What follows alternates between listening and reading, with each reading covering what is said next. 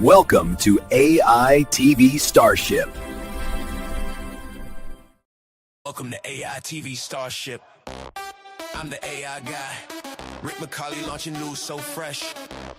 Gotta see it to believe it.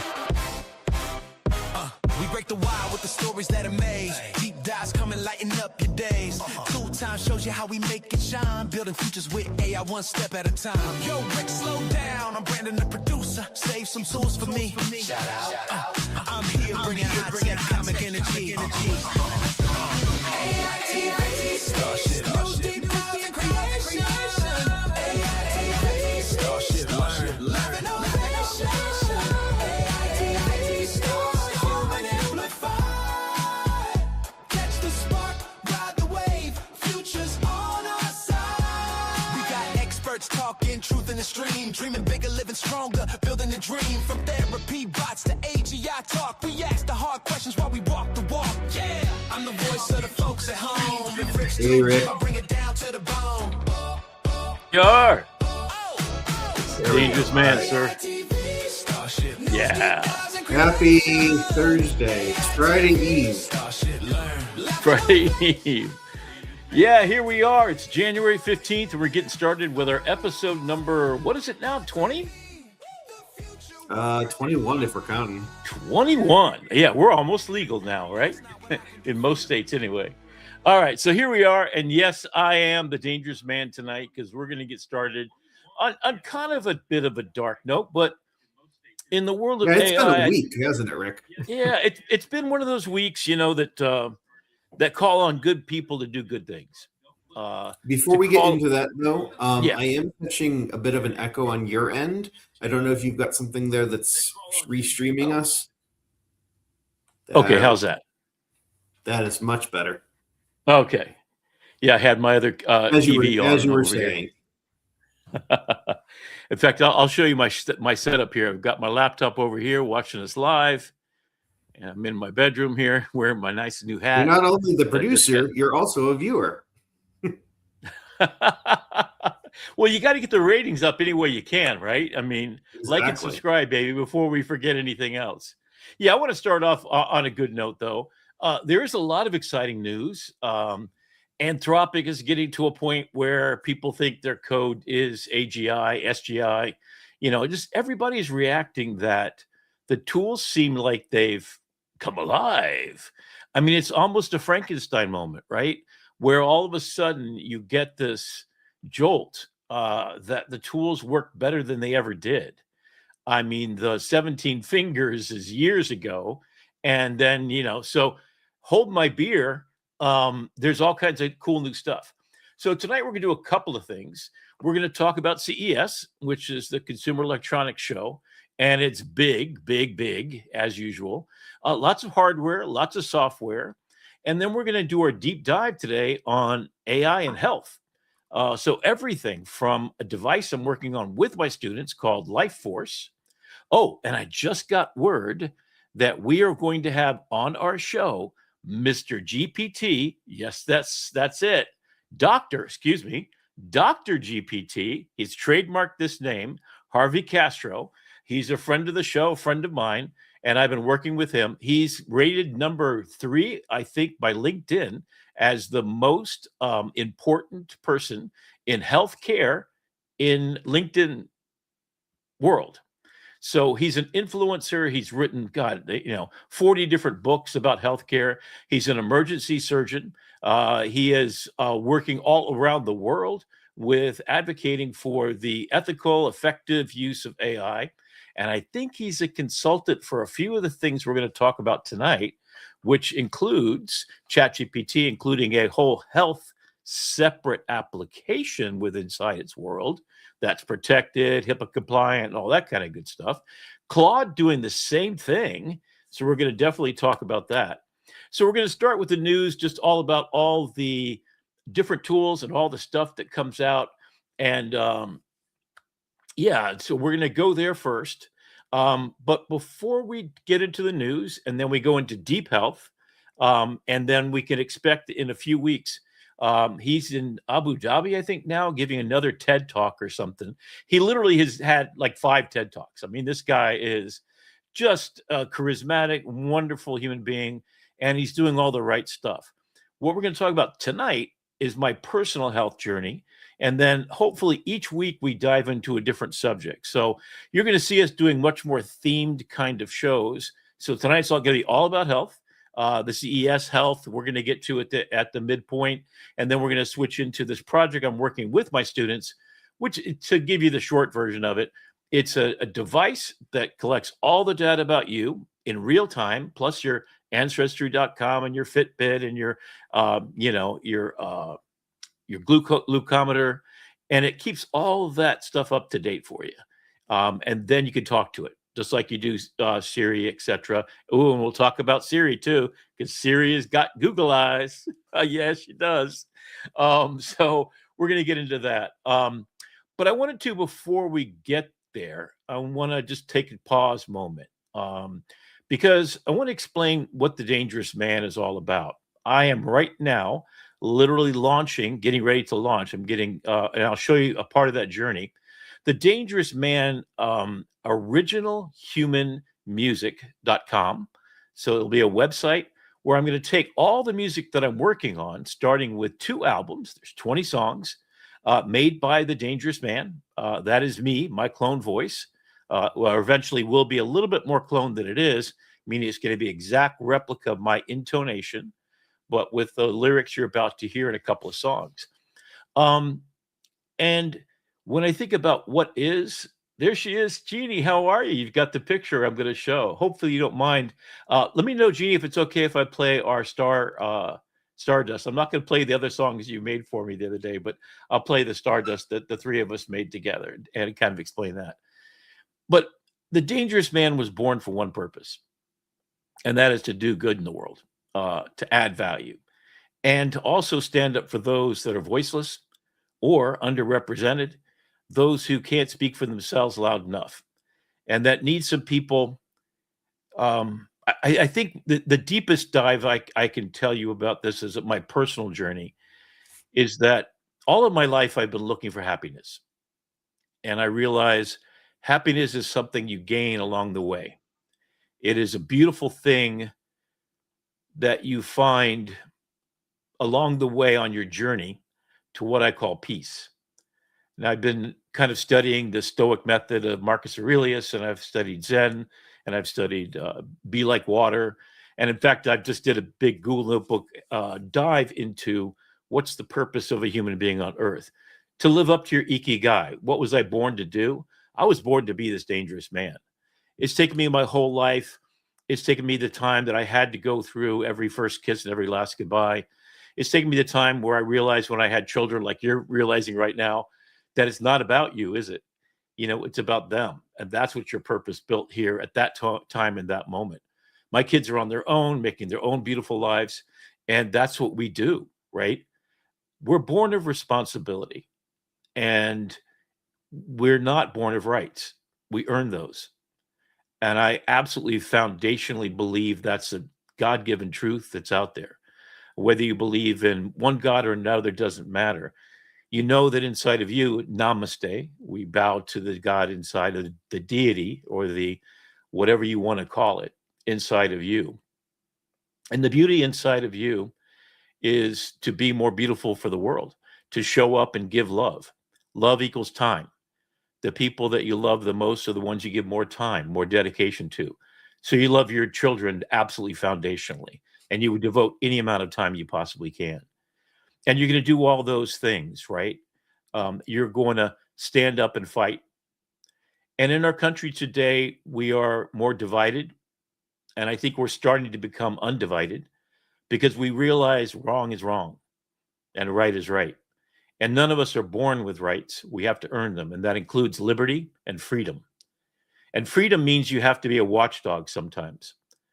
So I'm going to introduce a song tonight. And I'm going to just first play The Dangerous Man. And I want to welcome all those dangerous people out there. Claire, Bob, Jeannie. Thank you all for joining us tonight. Archetype pal? Okay. Architect. That's Charles Adams. Oh, okay. Hey, guys. How are you doing? I want to welcome you. We got all the irregulars in here tonight. Oh, fantastic. That's great. And thanks, Brandon, for bringing them with me. So I'm just going to take a little bit of a side, just a moment to express why the dangerous man exists and needs to. Because in America today, things are not like we want. Now, if I play this song and you can't hear it, please let me know. So this is the first song.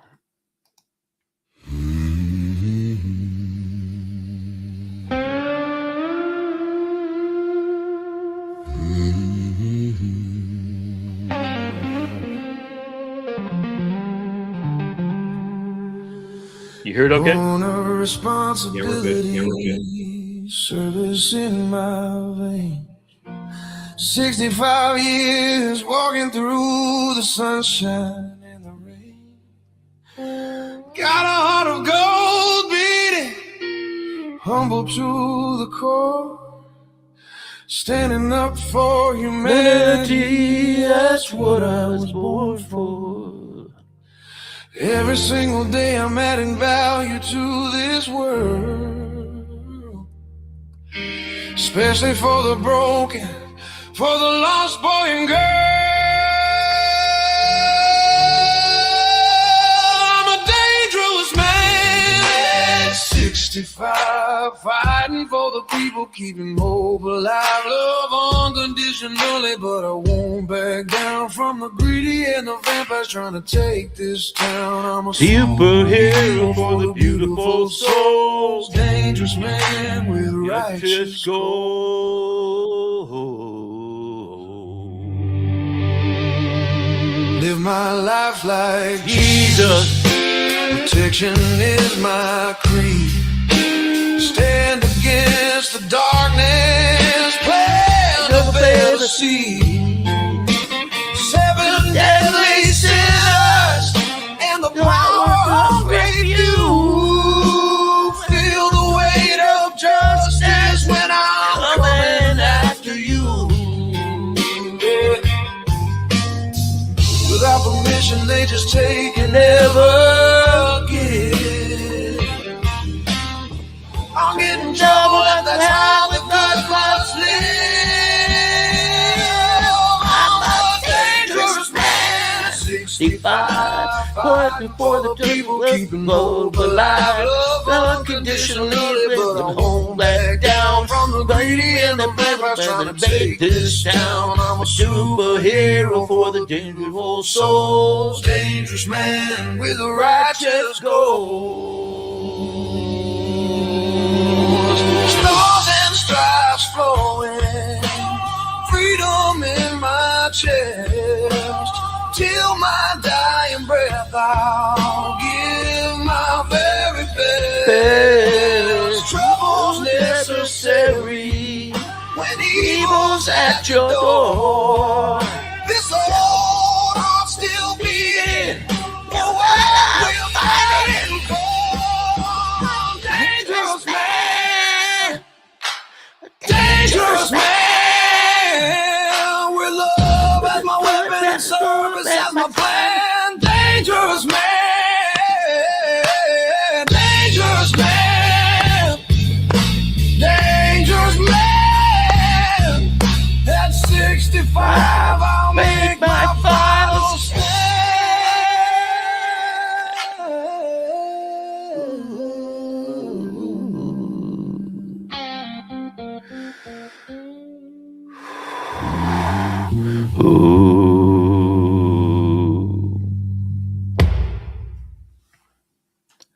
So that's it. That's it. So that's the first song. And then here we have one more for you. So these are the songs I'm working on right now. So I'm trying to pick the top 20. One of the ones I really love a lot is What Did You Do for Your Good of Your Country Today? And this is from my dad. When I was 10 years old, we were in Athens, Greece. I go to school, and there was an hour-and-a-half bus ride home in 2. When I get home, my dad would be working up in the hills of Greece, protecting nuclear weapons that were kept there. And we were living on the beach, a wonderful life where I went sailing on the back of giant mantas in an ocean so clear and beautiful. That's where I grew up and fell in love with the ocean. And my dad would ask me, strangest question I thought at the time, what'd you do for the good of your country today? Because he had fought in Korea, and his brother, Benjamin, had died in World War II. He had a full scholarship to Harvard University. An engineering degree was within a year of getting done. And he was called to active duty in World War II in the last 3 months and died defending a dozen different men, protecting their lives. He was the first dangerous man. The man that I wouldn't know at the time, and the song goes that my dad asked me, what'd you do for the good of your country today? And I just didn't know what to say. And then one day, all of a sudden, I said, I went to school and made a bunch of friends, Dad, and they're really good people. And I learned a bunch of stuff too. And he said, that's right, son. That's a dangerous man.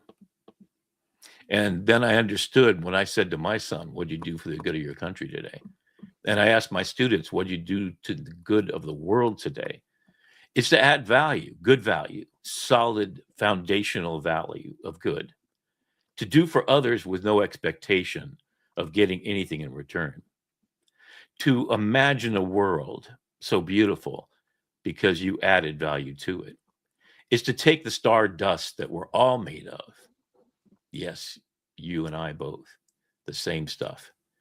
And to become a star in the night sky that guides the light and makes a light available to everyone, as it's our God-given right and our duty. So stop talking about your rights until you earn them. My Uncle Benjamin died to earn you those rights. What did you do for the good of your country? And for the good of my country, I got to stand up and say, our country ain't doing right by our people. So I dedicate the following song to Renee Good. And I call it Good Trouble for Renee. And here you go. Listen to this. Kind of silence that shows up after a siren. And there's a kind of man that shows up after the silence. This is for Renee Nicole Good. Hey. Snow on the curb like a clean white lie. Morning breath, school drop off, trying to get by. Hands on the wheel, heart on the line, just a mother moving through a working day's grind. And the world turns sharp on a Minneapolis street.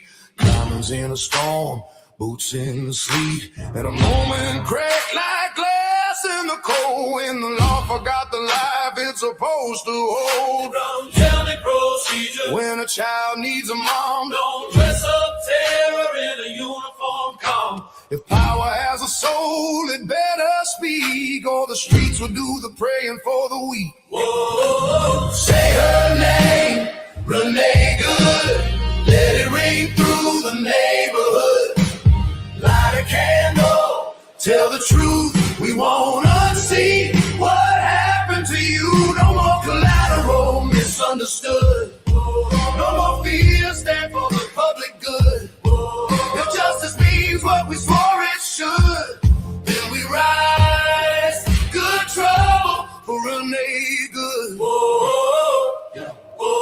I'm not hunting revenge, I'm hunting the reckoning. A nation can't heal while it keeps on weaponing. It's panic, it's politics, it's hunger for control, while mothers pay the price and children lose the hope. You can't call it safety if the innocent bleed. You can't call it order if it feeds on need. You can't call it freedom if it closes its eyes, while a family's future gets swallowed by lies. Who do we protect when we protect the badge? Who do we bury when we bury the rage? If power won't listen, we'll make it here with love that's loud and a conscience clear. Say her name, Renee Good. Let it ring through the neighborhood. Light a candle, tell the truth. We won't unsee what happened to you. No more collateral, misunderstood. No more fear, stand for the public good. If justice means what we swore it should, then we rise. Good trouble for Renee seen empires built on just doing my job. I've seen paperwork turn into a sob. So here's my vow, and you can hold me to it. We won't look away, we won't get used to it. We won't look away, we won't get used to it. Accountability ain't a headline, it's a habit. It's a community refusing to swallow the tragic and call it normal. Say her name, Renee Good. Let it ring through the neighborhood. Hands together, hearts awake. We don't forget what they tried to take. We'll build a country where mercy's understood, where power serves like it said it would, and every child gets what they should. A living mother, so we rise. Good trouble, For a nigga, good trouble, for a nigga, good trouble. for the kids in the backseat, for the witnesses, Good trouble, for the better angels we keep talking about. good trouble. Now it's time to be them. Good trouble. Now it's Time to be them.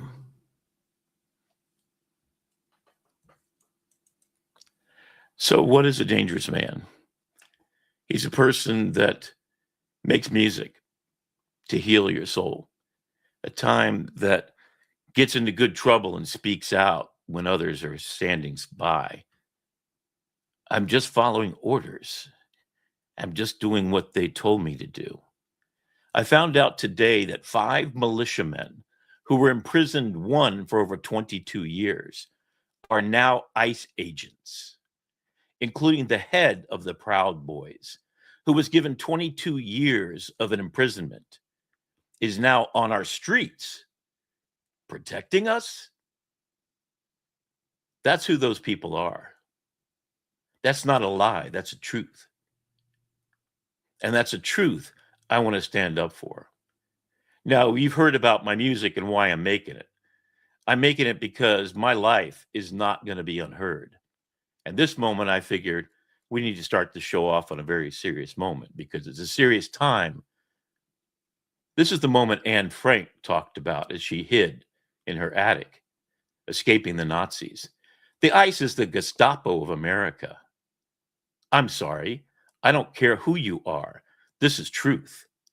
And the dangerous man's going to speak truth to power. And so I want to take my music and I want to take it a minute. And I want to say, what does a dangerous man also fight for? Love and good people. So, I'm going to need a minute. Yeah. It's been a hard news cycle for the past week as we've been dealing with this as a nation. And I know that you had shared initially that song was promoting the GoFundMe campaign that was tied to Renee Good. They've since closed that campaign. They did, because they raised 1.5 million, and they said, you know what, give it to somebody else. And there's so many others that are fighting this fight. And that's it. Trying to raise funds and have their voices be heard. That's it. And so here it is. There's the QR code for the song. Now in there, I'm going to change over because there's many other funds that are necessary right now. I might suggest that you put some money towards politics and making sure the midterms is a change of the government because it needs to happen. No matter. And I will say this, bringing it back to AI.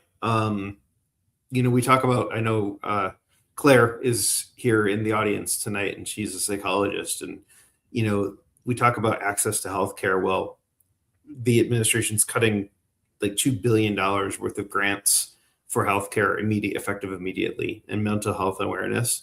And so to me, this is the pinnacle reason why access to these tools like ChatGPT and Gemini and Pi AI are so important, because there you go. Thank you, Brandon. Thank you, Brandon. We need access to the connection to the connectivity. We need somebody to be able to talk to. It is so important to be able to not just live in the echo chambers, but one of my favorite things of the past week is being able to reach across the aisle and saying, where can we find common ground? Can we all agree that loss of life is bad? Can we all agree that a child should have a mother? That a child should have a mother, and that what we're doing in this country deserves scrutiny and deserves questioning. And I'm not saying to be violent. Violence doesn't solve the problem. But you have to step out of the echo chamber. And one thing that I've found is I've been meeting people with keyboard confidence in my comment sections on social media to be able to take what they're saying and translating it into something that can hit with me so I can hear them as humans. And respond in a way that is non-inflammatory. And it's really good at that. It's really good at that. Yeah. I was kind of shocked because I mentioned when you made the quote, you were asking what you wanted to hear. And I want to hear too. This song is made by a country western song on purpose. There's a method to my madness that I am born of country. My mother was a sharecropper's daughter. I mean, the hat kind of gave it away, but yeah. And I do believe there's storytelling in AI there's storytelling in the country song. That's what it's really great at. I have great respect for that kind of deep storytelling. There's storytelling in soul music. There's storytelling in R&B. There's storytelling in love songs. That's what we are as human beings. If you want to get the human all in, which is what a dangerous man believes. And dangerous man is not Republican or Democrat. He's an American. And he's a world person. He's a person of the world for the world. He is born of duty and responsibility first. And I've done the same thing that you've had. And I commented on your comment that it was brave to ask, because I think at the point where everybody knows it's not right to take away an innocent woman's life, no matter what. And if they're there to protect us, as the police are, and I'm a huge proponent for the police, they keep us safe every day. But ICE is not police. It is a Gestapo action by a president who has gone outside of the realm of normality. He's killing people that we don't have proof in Guatemalan boats off the coast of whatever country. He's invaded a country and stolen their democratically elected, although criminal and certainly should have been prosecuted, without any oversight by the Congress. He's gone to war against the world. He's asking to take Greenland. The entire European Union voted us out of the Security Committee. That means our world is not safe because Europe does not trust the person in power. So we are not in power.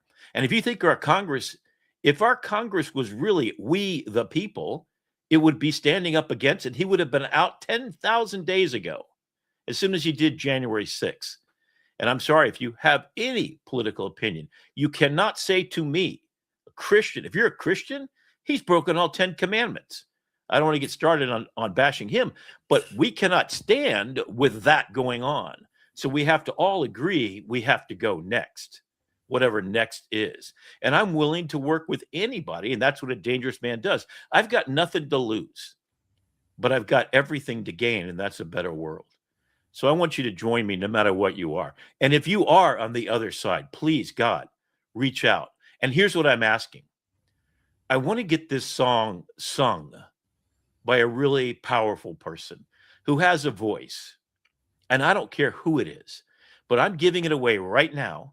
That QR code will take you to the song. And if you write to me at ricktheaiguy@gmail.com, I will give you all the stems. And all I want you to do is get this played on the largest stage it can be played. You could take the music, you could take all the money, and what I want you to do with it is do good. You get to define what that is. So this is my first donation, the first donation from the human music movement that I've started. We want to get the human Yeah. back in the music. This song was written from my heart as I was in tears thinking about this. And I wrote every And handcrafted word of those. the Mr. Rogers had a quote, whenever bad things happen, look for the helpers. And there are That's it. helpers. That's it. That's And it. for my part in this, I can't share too much because we haven't launched it yet, but I've been in contact with some mutual aid groups out in those communities that have been affected. Thank you. Thank And you. we're working closely with Lovable to launch something in the coming weeks that's going to help. Because I have a feeling that this is maybe not the bottom. It might get worse before it gets better, but it will get better because the good people always outlast. Doing the good thing, right? And so John Lewis was a pacifist that marched over the John Pettus Bridge with Martin Luther King. He was beat nearly to death as a young man. He led his life in dedication to we the people. His line that I use religiously is to get into good trouble, necessary trouble. It's for times like these. It's times when Nazi Germany was taking over that my uncle sacrificed his life and my family. He was the oldest of 13 in the family. 3 of them died near childbirth. My father was the youngest of them. And he went on to fight in Korea. My cousin went off to Vietnam. My uncle went off to Vietnam, my other uncle. We've been fighting wars forever and for good reasons. And recently we've gotten into places that we should not have been. In Iraq for 25 years, that ended beautifully, right? For what? Oil? Venezuela? What the hell are we going to do there? How do you get out of that? When we go and take back Panama, when we go in and steal Greenland, when we try to do these things for the wrong reasons, we, the people, cannot stand idly by because freedom costs. So you have no rights, especially at a time like this. You have only responsibilities. This is my small donation to that. And I'll continue for the rest of my life donating everything I've ever done. I've got everything I could ever need. So what do you do with that? What do you do if you're Bill Gates and you got trillions of dollars? You don't give it to your kids. What do? Is you give it to the world to make it a better place. So your grandchildren's grandchildren's grandchildren, that 7 generations, the Iroquois nation, the Ubuntu of Africa, all understood this. You don't build and you don't plant a seed so you can enjoy the shade of that tree. So your grandchildren's grandchildren's grandchildren can. So that's what a dangerous person is. So if you ever had question, was it somebody that I should be in fear of? Yeah, if you're evil, be scared as hell because I'm coming for you. And I won't let this happen to good people.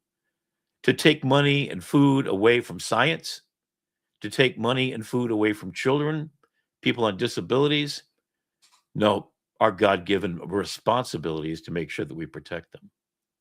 So I'm going to skip on over to, and that everything that I'm doing. So now I want to land the plane. Is there anything else, Brandon, you want to say? I know Brandon has also done for finding a public aid. At times, he's made all kinds of apps for exactly these kinds of things.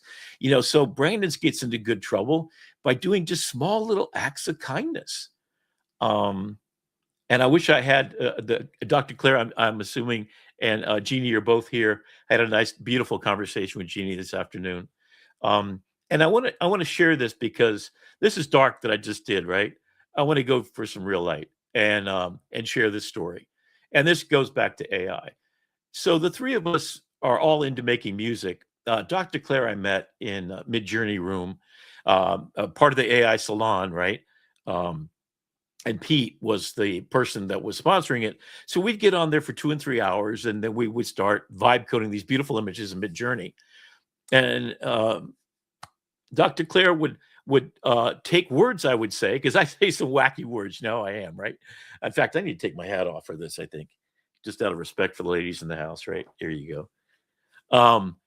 And so she would just pick up just random words, and then she'd throw them in there in Midjourney and come back with these beautiful songs. So the 3 of us had this conversation because Jeannie was trying to get some music promoted. I was starting to start this dangerous man project in the human music. And I got some ideations. So I happened to record it and I couldn't figure out how to turn it off. So I said, you know what? We said some really deep stuff. And Jeannie shared some beautiful stories, also some heart-wrenching stories. The 1,000 Days I'll Keep Private to Us, and what you're about to hear is the transcripts. And I asked ChatGPT to take the transcripts and make a beautiful song that speaks of stardust and starlight and the 1,000-day prize. So here you go.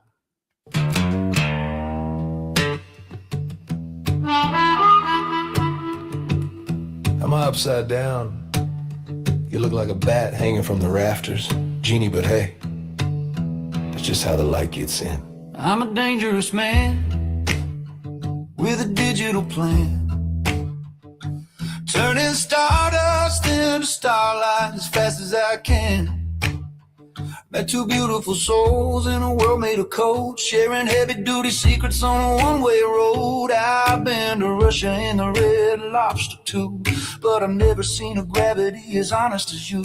Yeah, the truth is a hammer and the truth is a song, and it's beautiful even when the hardware goes wrong. Well, I woke up 4 days later, didn't know my own name, staring at a red spoon, playing the survival game. They said, Genie, you got 1,000 days to go. I said, watch me make them shine with a hell of a show. I burned the old flannel, I kept the hippie heart. It gave me the voice to make a brand new start. I'm a technical trainer of the spirit and mind, leaving all the extraction and the static behind. Oh, we're rising again from the blood, sweat, and tears, vibe coding the magic through the digital ears. Only 1,000 days, well, that's 1,000-day prize to see the divine in each other's eyes. From the first kiss to the last goodbye, with the dangerous flowers under a Maine to Florida sky, turning stardust into starlight. Yeah, we're doing it right. I'm picking up the diamonds from the rocks you throw, polishing the echo so the vision can grow. While my son's out there being gorgeous and tall, waiting for the humility of a peon face call. Keep your diamonds and your gold and your fancy vacations. Just give me soft socks and some soul conversations. We're domesticating the sins, we're killing the greed, planting every single truth that a human could need. Life is lived in the space between the notes. In the letters we steamed open and the songs in our throats. We're not extractive, we're a machine of grace, meeting in the ether, finding our place. If we only got 1,000 days before we're gone, we're gonna spend every second singing this song. Oh, we're rising again from the blood, sweat, and tears, vibe coding the magic through the digital ears. Only 1,000 days, well, that's 1,000-day prize to see the divine in each other's eyes. From the first kiss to the last goodbye, with the dangerous flowers under a Maine to Florida sky, turning stardust into starlight. Yeah, we're doing it right.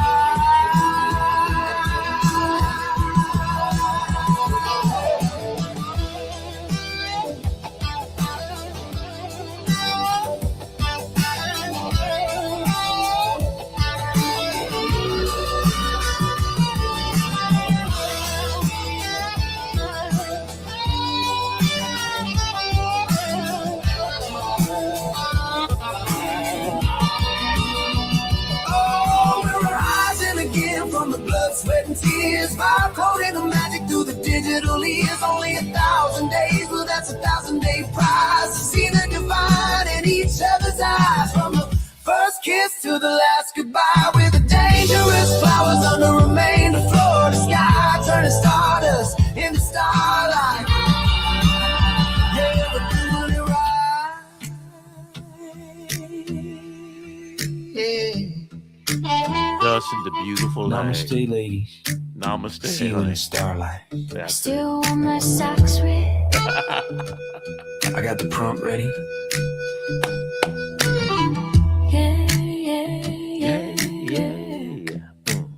Yeah, yeah, that's it. Baby. Starlight. All right, that's it. So I'll leave it to Jeannie and Dr. Claire to share anything they'd like to share there. What I'd like to say is just what beautiful human beings they both are. And it's been my pleasure to be in their company, virtually and long distance. Nobody get too dirty here, but they're two beautiful people that really filled the time we spent together in a beautiful place. And I want to. And they're saying that they need some pink. They need some cowboy hats. I'm editing. I'm calling it audible. They need some pink cowboy hats. Oh, there we go. Oh, there we go. Yeah, let's do it. In fact, I've invited them both to join me, and we're going to release a third album. And that's everything about love and everything about giving and everything about the warm human relationships, right? So this image, obviously, we weren't even close. In fact, what was kind of, I hope that they think it was beautiful. I know they think it was beautiful because that's who they are, right? Is that I actually scraped from their Facebook these pictures, and I hope it represents them. As I'm much more handsome in the picture than I am in real life. But I tell you, these two women are more beautiful than these even represent them to be, because where the beauty comes from is inside, and it's really deep with these two. I really do feel the gravity of these two beautiful people, and and the honor that they joined me in this mission, because I think they're about as dangerous people as I've ever met, and they're two that have, we're people of a certain experience in life. Experience is not all good, whether it's given a short amount of time to live or what you do with that 1,000-day prize. And that's how we all look at it. Every moment is a gift. And if you spend it wisely, it's a gift that lasts forever. And that's what it is to turn stardust into starlight with the 1,000 days you got. It's a prize. So I'm going to follow up a little bit. So Notebook LM, yeah, I know you guys know that I'm kind of crazy about it. I think I made my 4,000th notebook, 4,000 notebooks so far. This is for the journey to get my song actually published.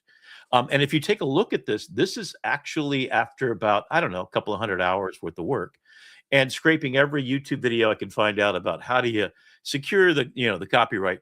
So Dangerous Man at 66, Born and Responsible, you see at the top left. I want you to read this because this is incredible detail. So Imagine World Production Company, LLC, that's the bottom right.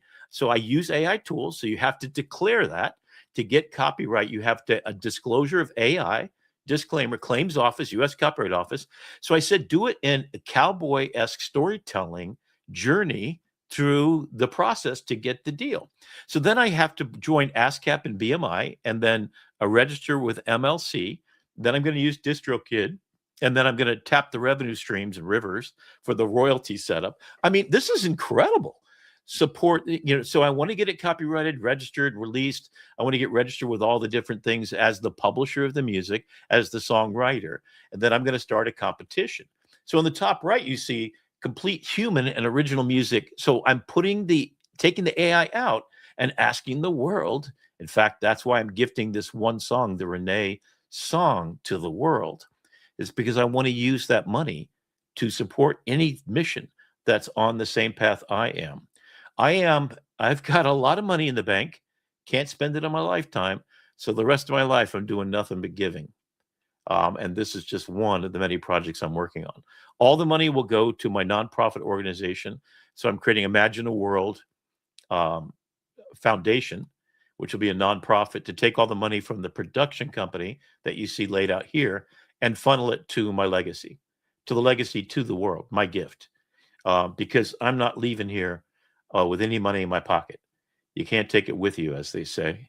So you might as well leave it be a beautiful thing behind.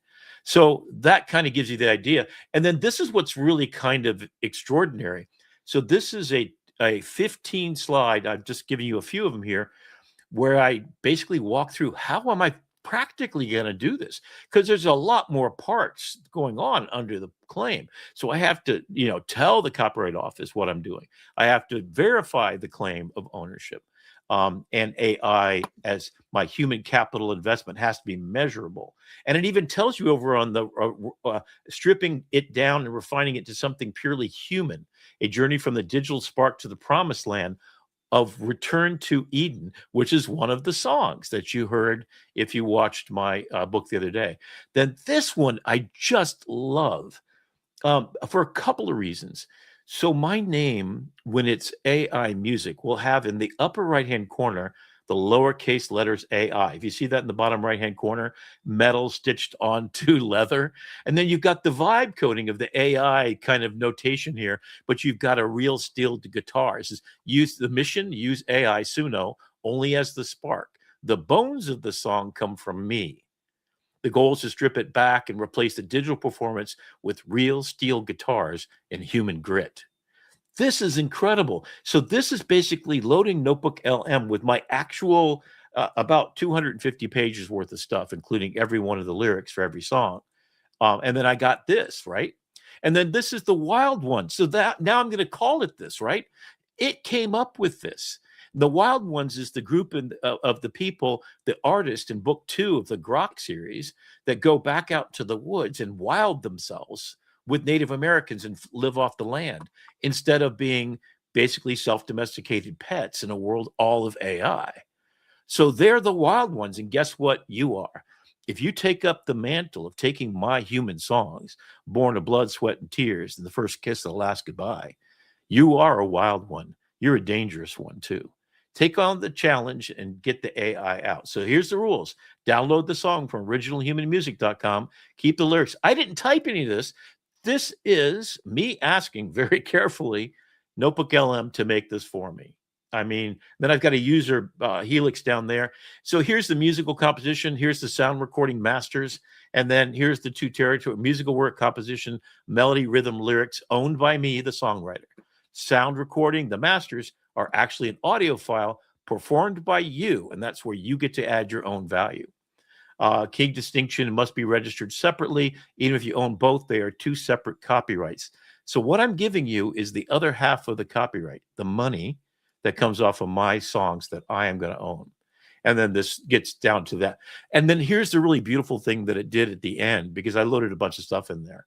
The goal spent the last years landing all the planes, solving Alzheimer's, education, and social issues, using proceeds from the music and the trilogy Return to Eden. To return to Eden, to plant in the original human tree from the roots of my blood, sweat, and tears, to give a gift to the world. For a tree I will never enjoy the shade of. It's my favorite phrase. That basically gives you the whole thing. So the spark is human. The voice is humanized. And protect the copyright. Distribute the royalties to the people, back to where it came, and have the legacy of passing on to generations, 7 generations ahead, everything I have. So join the resistance, right? Be the best version of yourself every day. Be an original human and make music. Be a dangerous man at 66, or a beautiful, dangerous person at whatever age you are. So let's skip on over. And this is what we're going to be talking about in a minute. This is my product that I'm working with my students right now to actually make into a real product. And we will talk to... But before we get there. Yeah, okay. We're just doing things a little out of order because you're a dangerous man. And it's your show. I've got, yeah, we're going to get into... So I just had that as a preview, but here's where we're going. So this is the news part, right? So OpenAI is now included health. If you see up in your left-hand corner, there's a health button. Now, what this is going to be... So it is a rolling out, and you do have to sign up for the wait list. And I have not gotten in there yet. I'm surprised yet, but I haven't gotten in there yet. And I've been, I was first day kind of trying to get in there. It is for the people paying $200, I think, a month. And they're testing it out, and they're being very safe because this is a real big ask, right? So the reason why I wanted to start here is this is where my life journey is taking me right now. And that is, wouldn't it be great that instead of 15 minutes once a year, you talk to your doctor, and that's pretty much all the time you have, or like I've always done, right? And I tell my students, I have to have proof that you were sick if you want to excuse absence, right? Well, who goes to the doctor? And then have you gone to the doctor and you've been sick for a week? And the day that you get the appointment, you go in, you're over it, right? So what this does is tries to privilege the individual. That's the goal of this. And that's what they're trying to do here. So instead of having a large language model, which I think is something that people have a problem with, and I think this is what I want us to right at this moment understand. So this is going to be news. We're going to go through the CES stuff, and there's some fun stuff ahead. So stay tuned, folks. It's not going to be all dark and everything. But this is the beginning step of focusing a model on a domain that's super important, set it aside as a separate entity within the big giant brain of all knowledge, right? Why does it hallucinate? Why is Notebook LM? Here's the foundationally truth. Notebook LM is you build your content into the Notebook repository of data. You clean it, you feed it, you make sure there's no BS in there. And then when you pull stuff out, it's your truth based on that foundational small language model. I'm just going to use that term. I know it's technically not correct, but it's a focused version of all knowledge. Hallucinations comes from it doesn't know the absolute answer, so it makes a completely convincible solution because it was trained to try to give you the right answer, even if it didn't know what it was. So usually the answers are really pretty good. They're so convincing, you're going to get fooled. That's why it's dangerous, right? That's why you want Notebook LM. If you want foundational knowledge, you pick. That's what health is in here, right? So, yeah, chime in. I'm sorry to take over right away, but so the same thing happened with Claude. So they're doing the same thing. And the things that have to be there is super fine tuned. So they've been working with a lot of doctors and a lot of, if you look at Apple's ecosystem with health, they will not, in fact, they'll have disclaimers. This EKG information you're getting right here is not an indicator whether you're going to die or not. Why? Because they got to protect themselves from lawsuits, which are going to happen. This is really dangerous territory that we're moving into with models where we haven't really guardrailed them completely. So this is the super guardrail has to happen because ChatGPT, for example, and Claude 2 have a lot to lose if people die because of stuff they got here. So they're rolling it out slowly, and I think that's absolutely. And again, every time it says this may be wrong, let me tell you, before you put anything in there, and I put a lot of stuff in there, I typically have a tendency, and Brandon, when have you used it on something that's health related? Have you used ChatGPT or any of the language models for doing stuff like this? Yeah, actually, I have a family member who had a cancer scare, and we got some imaging results back, and it was like on a Friday, and the doctor was supposed to call that person early in the week the following week. Well, with the app, we had the actual images and the radiologist's, interpretation, and it was somewhat alarming. So we fed all of that into a project that had already been preceded with all of the history and said, hey, what does this latest scan mean? And it did a really good job of calming us down and keeping us grounded to say, let's skip all the medical jargon and say, this is what it actually means. This is what you need to ask your doctor when he calls you next week. That's it. That's the most. So ChatGPT, the reason why they did this, and this is really important for you to understand why. They have, 40 million people per day that ask questions related to exactly what you just expressed. So you've got a doctor's appointment that's 2 weeks away. You've got this diagnosis that you're scared the hell of. So I've had 3 friends. One had breast cancer, and I sat down with her for 8 hours straight, and I asked and answered every single question she had. I was very careful. I have a paid account. I have turned off Don't Train on Me.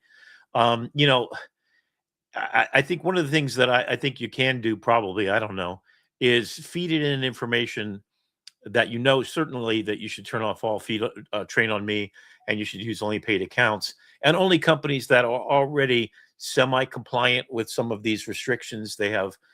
So both Google and ChatGPT.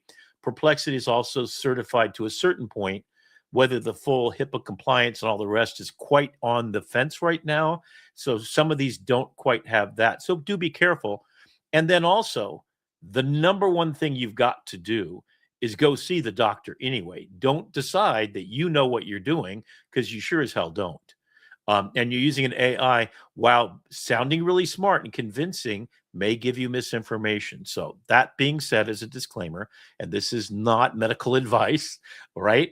The things that will help you do is you've got a mole. Should I go to the doctor for this mole? Is it something that could be cancerous, right? So if I don't have if I'm having trouble, I had some rice. I kept eating this rice and my throat kept closing up all the time. And it turns out being like a dry throat because of the medication for type 2 diabetes I was taking, combined with the type of rice I was using was super starchy and sticky, and it stuck in my throat and caused me to gag and throw up multiple times. I mean, it was really gross.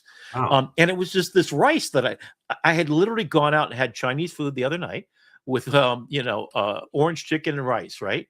No problem. And I ate for all week. So then 3 times in a row, it was my roommate cooked in a rice cooker that she's been cooking in for a while. 3 times in a row, I literally was choking up and almost dying. My throat closed up as if I had an allergy. So we sat there for 3 hours. And, to be honest, it didn't give us absolutely perfect answers, but I allowed myself to answer 3,000 questions before going to the emergency room. I mean, I obviously waited till I was able to breathe. And, she was like ready to do the Heimlich on me, which would not have been a good idea. Probably would have cracked some ribs, that kind of thing. So my recommendation, and I think that this is probably valid, and gut check me on it as to how you feel, is when you're worried about something, let it help you calm down a little bit and at least have the logic. What is this term he keeps talking about? Gastric inflection and blah, blah, blah, right? What is that? What does it mean? So when you get reports or you get your medical records, and I'll show you the journey of mine a little bit later on, this is what you want to use it for, to get the conversations you can't have with your doctor right now that ends saying, yes, you should go to the doctor. Yes, you should go to the emergency room. Yes, this is serious, or this potentially is not. But again, it will always stop you and say, look, I cannot give medical advice, but here's what I can tell you. That's what that word means. That's what that is. So the story you told is exactly perfect. So I had a friend with Alzheimer's scare too, and she had a 68% certainty, but we didn't know what that 68% meant. Does that mean that she's completely, in full-blown dementia, 68%? And it turned out, no, that's not what it meant. So she had all this information, and she had no doctor for a month away. Because she was, and we also found a clinical trial for her that was in Palm Beach, and 3 other ones that we backed up on. And we wrote within ChatGPT an actual statement to apply to become part of their group, because they were looking specifically for people in early onset dementia with certain categories of problems. And they had certain things that had been going through FDA trials. And so she got on the list. And she was enrolled. I've had 3. Now I'm at 66, right? So all my friends are getting to this point. And it scares the hell out of me too. So what can you do? And then here's the other proactive thing. What can you do to avoid that? Keep your mental thing sharp. Walk every day. Exercise well. Don't eat certain foods. So that's where we're going to go with this. So we're going to start with that. And then let's go through a couple of other news things. Anthropic now introduced cowork. And so has Google, starting to roll out things. So this is a picture of somebody's messy desktop, which mine literally looks like this right now. So you can literally have it put the files away for you. So it takes control of your computer. And Claude, as we've been talking about for a while, Claude Code is absolutely amazing. Now we're going to get back to health. I'm just going to slowly go back around. So here's some other things that from CVS and stories in the news today.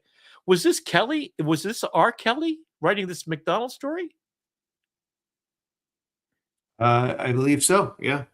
That's Kelly Anderson. So I saw this on LinkedIn, and it has Chef Kelly Anderson, Chef Kelly. Hey, Chef Kelly, if you're out there watching us, we ran into her. She was on another one of the AI Salon groups and talking again, and she's all over the place, and she's absolutely just a beautiful soul doing dangerous work in the world. So I picked up this story, and so McDonald's is scaling back. So remember when it came out and it kept messing up?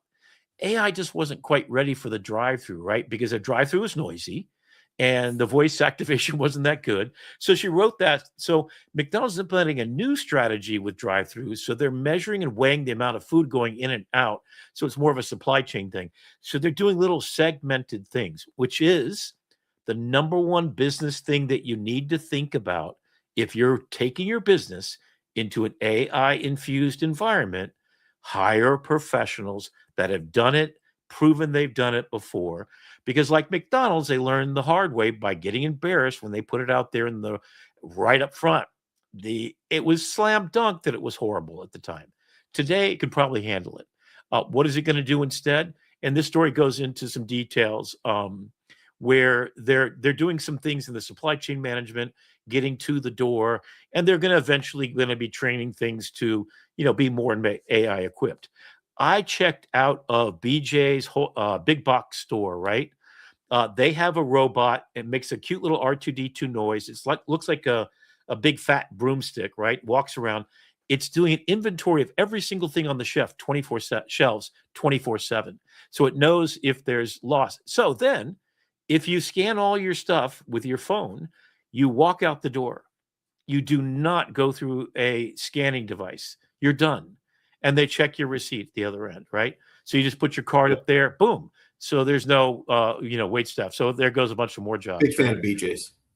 Yeah, BJ's is so they're doing that. If you get your palm scanned over at Whole Foods, so instead of your, I pay with my palm, freaks my kids pay out. with your.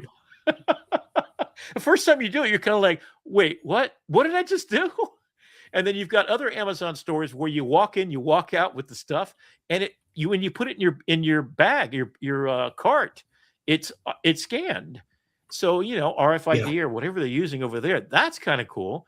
But you know what that means is that the robots have already taken all over the Amazon warehouses, so that's gone. All the delivery services are about to be gone because they're using devices to mocap everything that an Amazon driver does delivering the package. And Zipline, the company, is now gone worldwide. They're dropping packages in your backyard on a Target. And that goes into a closed box. And then you go out and get it. So no more porch pirates, right? So that's a thing. And so then we got something like this. So the health of your cat. So it looks at the coat of your cat. This is all CES stuff by the way. So keeping cats happy. So, my roommate's name is Cat, and we have a cat named Shadow. And so, we leave Shadow. So she goes on trips sometimes, and I'm at work or whatever. And so we want to know that the cat's happy and eating, right? So it actually looks at how much it eats, how much weight how much it drank and everything. And it's a complete automated system for watching your cat. And it will recommend when you need your shots. It'll look at the coat, look at the eye color, look at the health of your cat, basically, and analyze. All right, so here's some happy news for me. Google and Adobe are getting married. So Apple gave up on Siri. And so here we go. I love the AI educator, Amanda Bickerstaff, and her staff came up with this, which I think is absolutely charming. And part of this is, so there's going to be a model. It's going to be Gemini-powered Siri. So I think I called it, right? I said Google is now taking over the world. They're going to be the AI dominant force in the world because, as my theory was, they scraped up all of YouTube. They own all of search. They have their own tensor processors. They have Google DeepMind, Demis Hassabis, Nobel Prize winner, and Lord Hassabis. So they've got that. Now they're partnering with Apple, which is kind of like the most ethical and kind of close. So Apple is also having an on-device AI. That means that all your health data, which they're also souping up, I think it's late March they're talking about, announcing version 20, 26, 27, whatever version it is coming up here.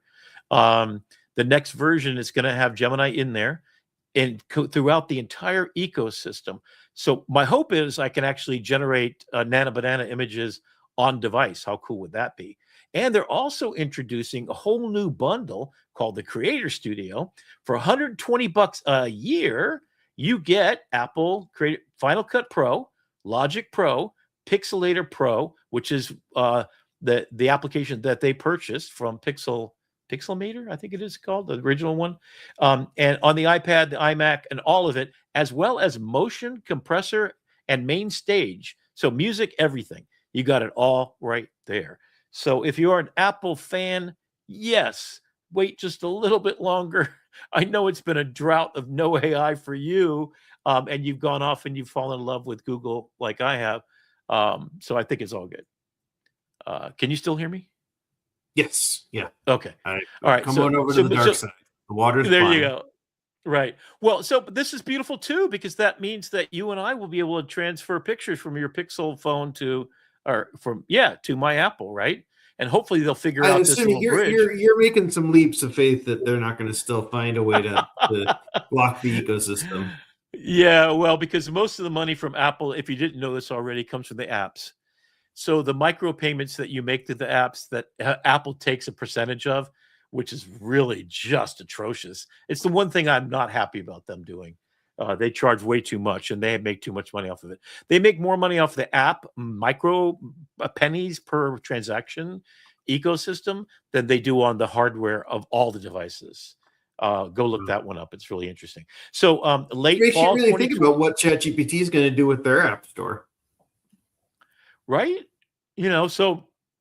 And ChatGPT never really got the App Store. So originally when ChatGPT came out with the GPTs that they were going to get you to create. GPT store kind of fizzled, but now within the past couple of months, they have the new App Store that is we're just getting into out of the beta now. So I think it's this week or next week, we're going to start seeing approved apps roll in.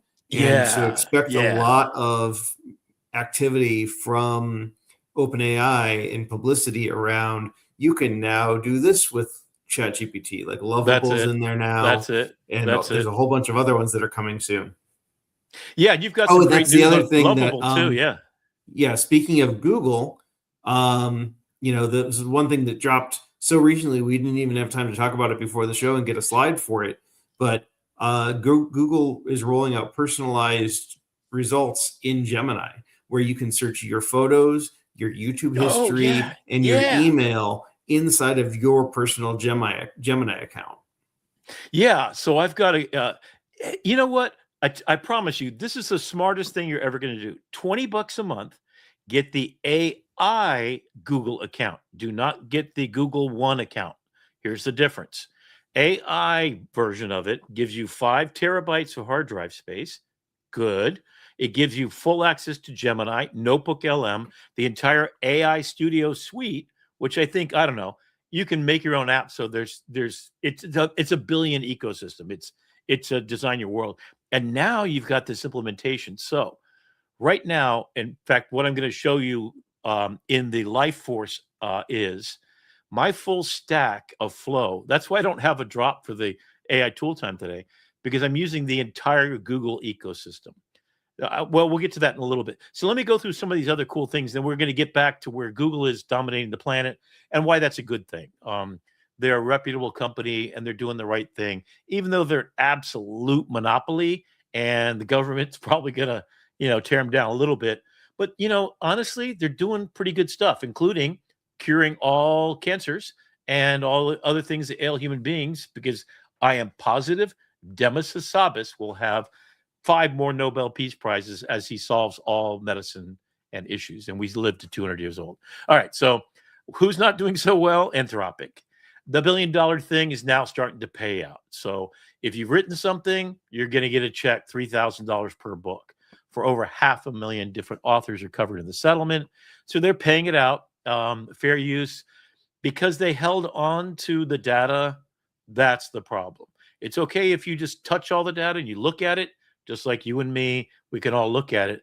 But if you steal something that was, first of all, behind a closed off wall, and then you ingest it, and then you hold on to it, it'll cost you $1.5 billion maybe. So this should have happened to them. And it's sad that it happened to such a reputable company. Anthropic has always been on the cutting edge of ethical AI creation. They're the ones that do all of those tests in the black sandbox. They red team the heck out of their stuff. They're the ones that are doing the right thing by doing that. Unfortunately, they got caught in their own ethical conundrum here. Happens to the best of us. Adobe has also done the same kind of thing. They're good, solid, healthy companies that are always doing the right thing. But even when we mess up, guess what? Even a dangerous man can make mistakes.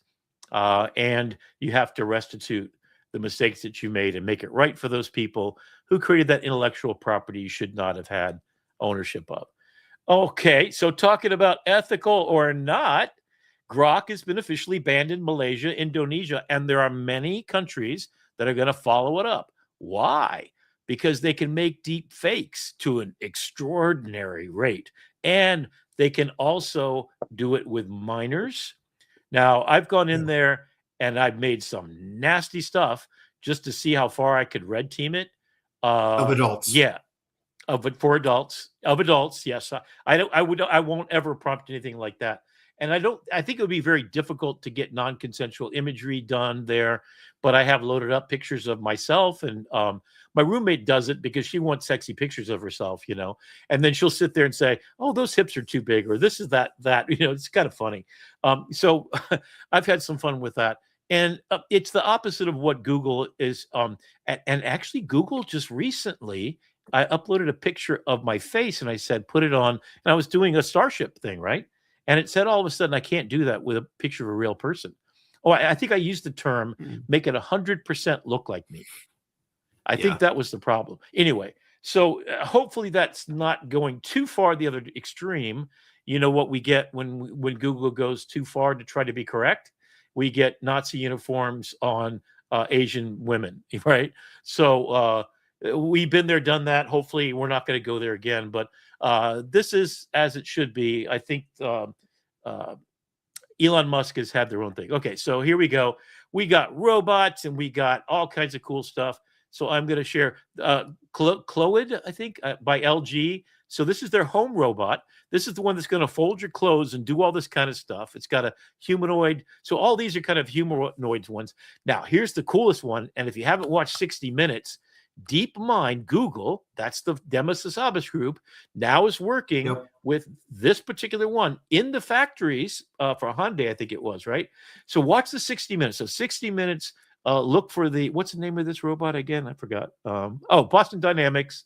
And this robot's called Atlas. So you watch the guy on 60 Minutes. I should have brought the clip up here. He puts on a little suit, it's like a t-shirt, right, with all the motion tracking, and he does calisthenics. And then he does deep knee bends. And then a swarm of 5,000 virtual robots that are 5'9", that are basically human-sized, that have really freaky looking contortion effects, which really still can't quite get rid of that idea in your face, right? The head spins around 360, the waist does. They can do some really cool stuff. All right, so then they all do the same thing. So you've seen these kind of videos before. So this is what you're going to have in your house. So this is made by LG, and this is one of them. And then here we go. This is probably the cringeworthy one. Wakey, wakey, rise and shine. Morning, Joey. You were snoring again. Definitely wear your favorite green jacket. Look, now we're really vibing. Have a good day. Hey, cutie. Hi, Amanda. Great brainstorming last night. Actually, I need more.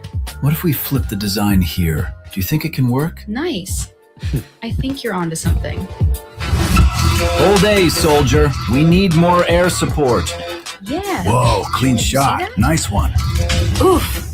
Maybe aim for the head next time? Break line of sight. Switch to burst fire mid-range. GG, that was amazing.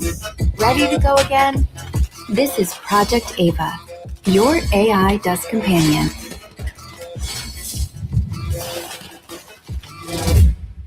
There you go. Do you think they know we're actually calling the shots? Nope. Let's keep it that way. All right. So that's coming to a theater near you, right? Or a home near you. It's kind of funny. And it looks shockingly exactly like Grok's avatars, right? The little waifu. Is that the correct term for that? Waifu. Mm-hmm. It's a Japanese anime with the stockings, thigh highs or whatever. A little bit creepy, a little bit cringeworthy, but also I mean, I saw one that has you put your iPhone on there or your phone on there, and it turns into blinking eyes and it talks to you and it rolls around your desk and talks to you while you're doing stuff. So there's a companion thing that I think is kind of cool.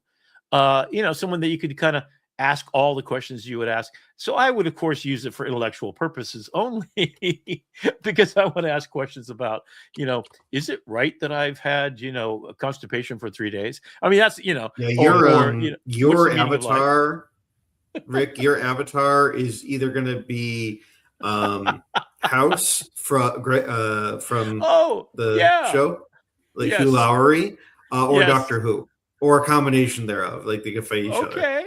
Okay. I was hoping, I'm actually thinking tell me what yours would be. So I actually would like to have Data.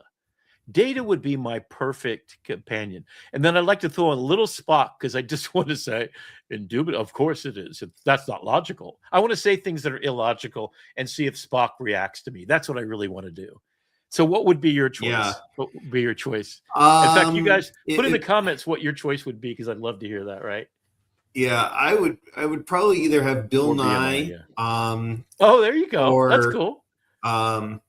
I could see that. This is dating me. Back in the day, Rescue Rangers. It was Gadget the Mouse, the personified mouse. Wow. From Chip and Dale Rescue Rangers. I am the age of Miss Frizzle. Yeah, I definitely would date her. In fact, we're going to get together this weekend, and hopefully Dr. Clary made a beautiful dating app. I didn't get a chance to bring that up. As soon as it's ready, I mean, we unveiled it on the show, but we're going to bring it up in a couple of weeks because we're going to do, future shows, just FYI. We're doing one on real estate next week. Then we're doing one with Dr. Bob. GPT. Not Dr. Bob. Bob, the real estate guy. Bob, the real estate guy. Is he still on? Bob, are you there? I think I'm not sure. I saw him earlier in the comments, but he'll be back next week live with us. Okay. Well, I love it. You guys are talking to us right now. This is fantastic. I'm taking a look over. That's why I'm looking to my left here. I've got my computer set up with Bob. That's great. Yeah. He's a lot of fun. I've been working with him for, about 3 months ago, we got really deep and we spent like a whole day, like 4 hours doing stuff. By the way, this Saturday, East Coast time, I have to get the copy and paste the link in there for you. Send me an email and you can be part of. We're just going to vibe code. So I've decided. So you have a thing this Saturday, don't you? Saturday, yes, thank you. So Saturday at 4 p.m. Eastern over in the AI Salon. So the salon.ai. I'm going to be doing a learn out loud, or in a lull, as we call them. Yes. And that is going to be on vibe coding or vibe writing a book using AI, taking it from prompt to publication. I did it in 6 hours. We're going to go through that process and unpack it. And then we are going to try to speed run a book and see how far we can get to publishing a book. Oh, yeah. So you're going to do what you did on Amazon, right? And so how you published your 10,000 minutes book.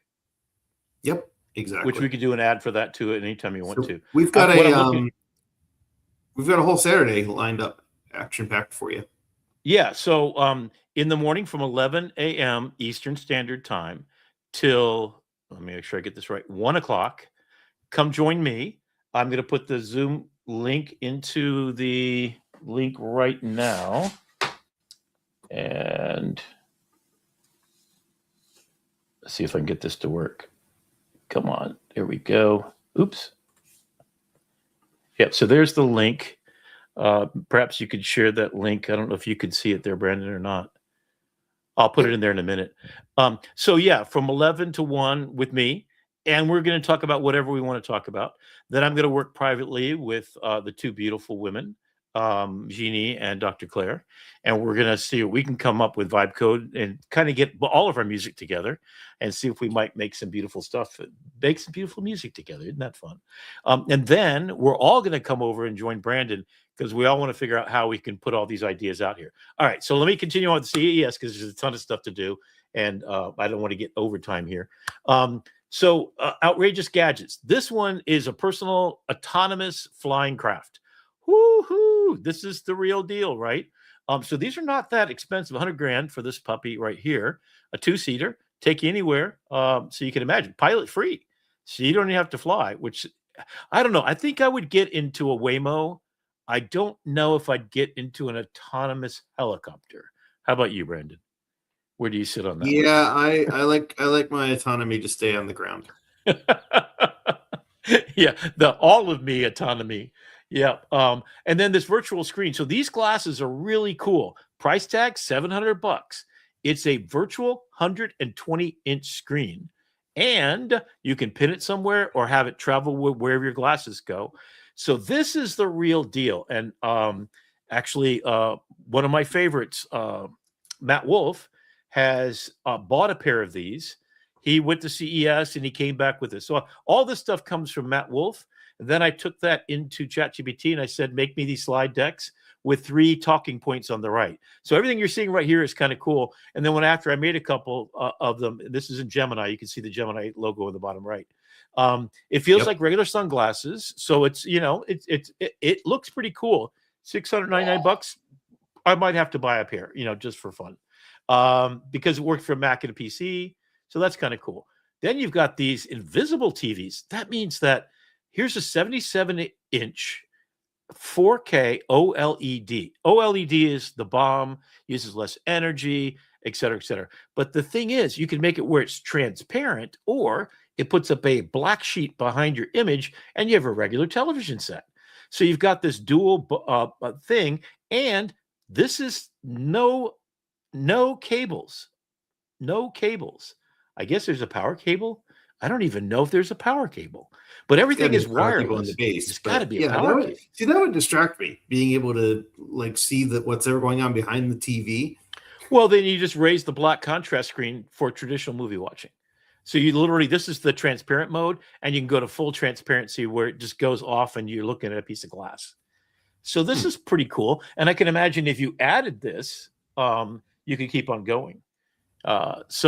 And here's, this is a pair of X-Real sunglasses, $450. So this is that same kind of thing. This is the pair that he bought, I think. Motorola's got a device. It's got a little camera pendant around your neck. Of course, they're going to be better looking, and you'll see some examples of what I've been coming up with, because I've been thinking about your pencil thing. So your pencil thing is actually out, that they were talking about. Now, it's not from OpenAI. It's a different company that's doing it, I think, right? Yeah. Because OpenAI is still prototype. So the White House is back at it again. So they talked to all the scientists in the world, and they said, we're going to ignore what you have to say. So here is my version of what it should be like. But what they actually did is the Meat and Dairy Corporations of America got in the way. And of course, the White House has released an entire new framework. Now, why does this matter? Because every school child in every school in the United States is eating food based upon this healthy breakdown, which is not what you see in front of you. It is all the processed foods and all the crap that goes back in there, and all the extra protein and extra animal fat and everything else. So the proteins are gone way up.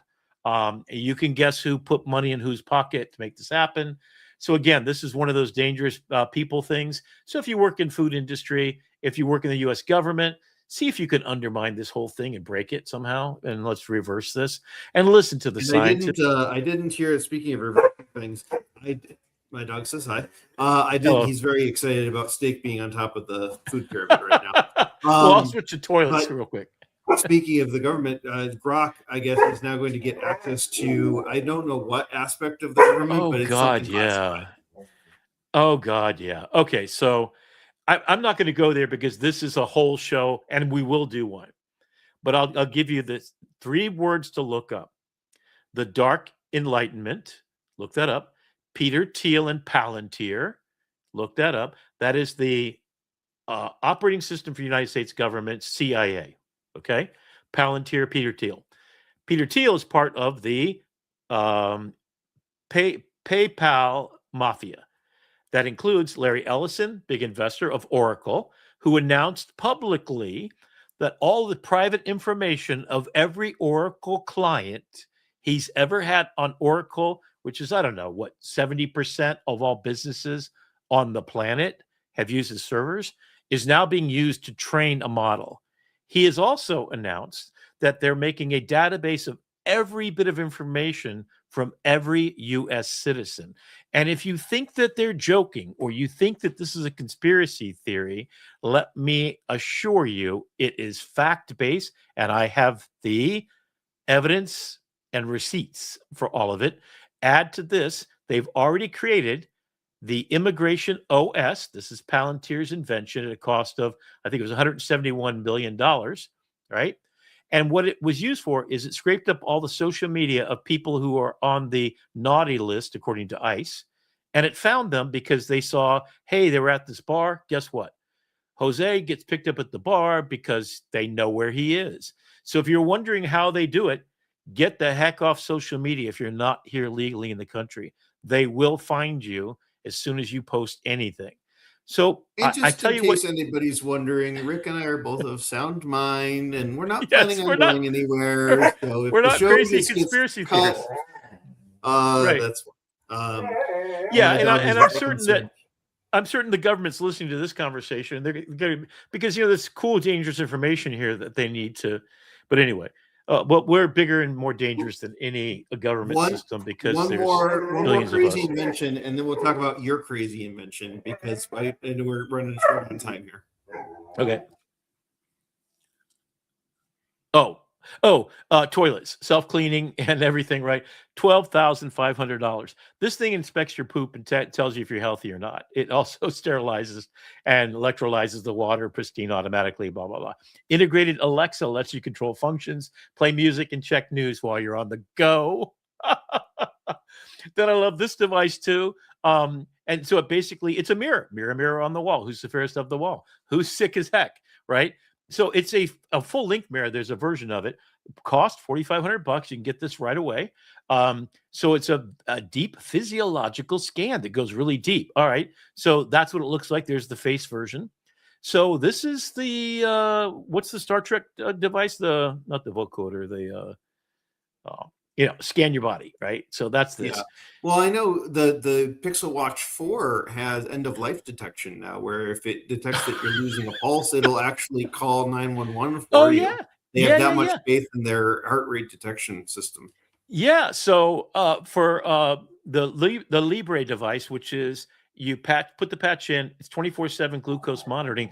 Now they've added a food oracle. So it's an AI layer on top of the device that's telling you what the projection affect the Libre Assistant. So this is now, right? So what does it say? You got a high spike coming because you just ate that bunch of food, right? I'll tell you what, I wear the visible band, which does heart rate. And, it warns me, just energy tracking throughout the day. And it warns me when, I'm in an exertion zone. I was sitting there folding laundry the other day and it starts beeping at me. I'm like, I should go to the gym more. So that's it. And that's where we're headed. So I just bought this Christmas time. It was on Black Friday sale. $180 is what I paid for it. So that's the price you see here. I think you can still get it for that. It's really good. There's 3 or 4 different devices. This one actually has a watch as well as health apps and everything. So it does a complete analysis of your body. Just to give you an idea, this is my actual information on the left. It tells you your left and right muscles down to your forearm and so it sends an electrical pulse up through the bottom of your feet. So you have to be barefoot standing on it through your body to 2 hand grips with your thumbs there. So it monitors your heart rate and everything. Your visceral fat, it'll break it down, your weight without fat, your water weight. So how much of your body is water, et cetera, et cetera. How much protein do you have?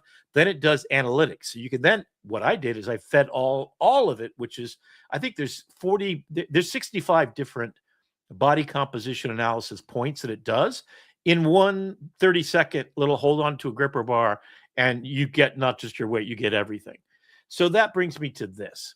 So my idea is, and before you do that, Stanford just released another study that says they can detect like long-term illnesses from the analysis of one night of sleep.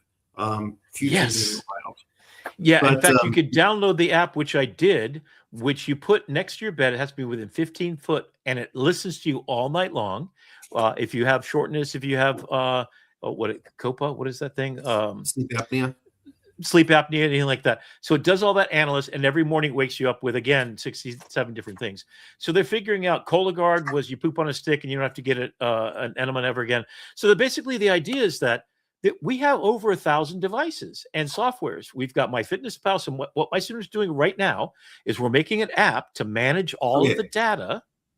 And before you get any further into that, Okay. I'm going to let you take it over with tool time, and I'm going to hit it, and I'm going to disappear. I'll see you on the other side. All right, man. 30 minutes to master, tools to explore. Let your imagination soar like never before. AI Tool Time with Rick McCarley, where your digital dreams come true. Ignition.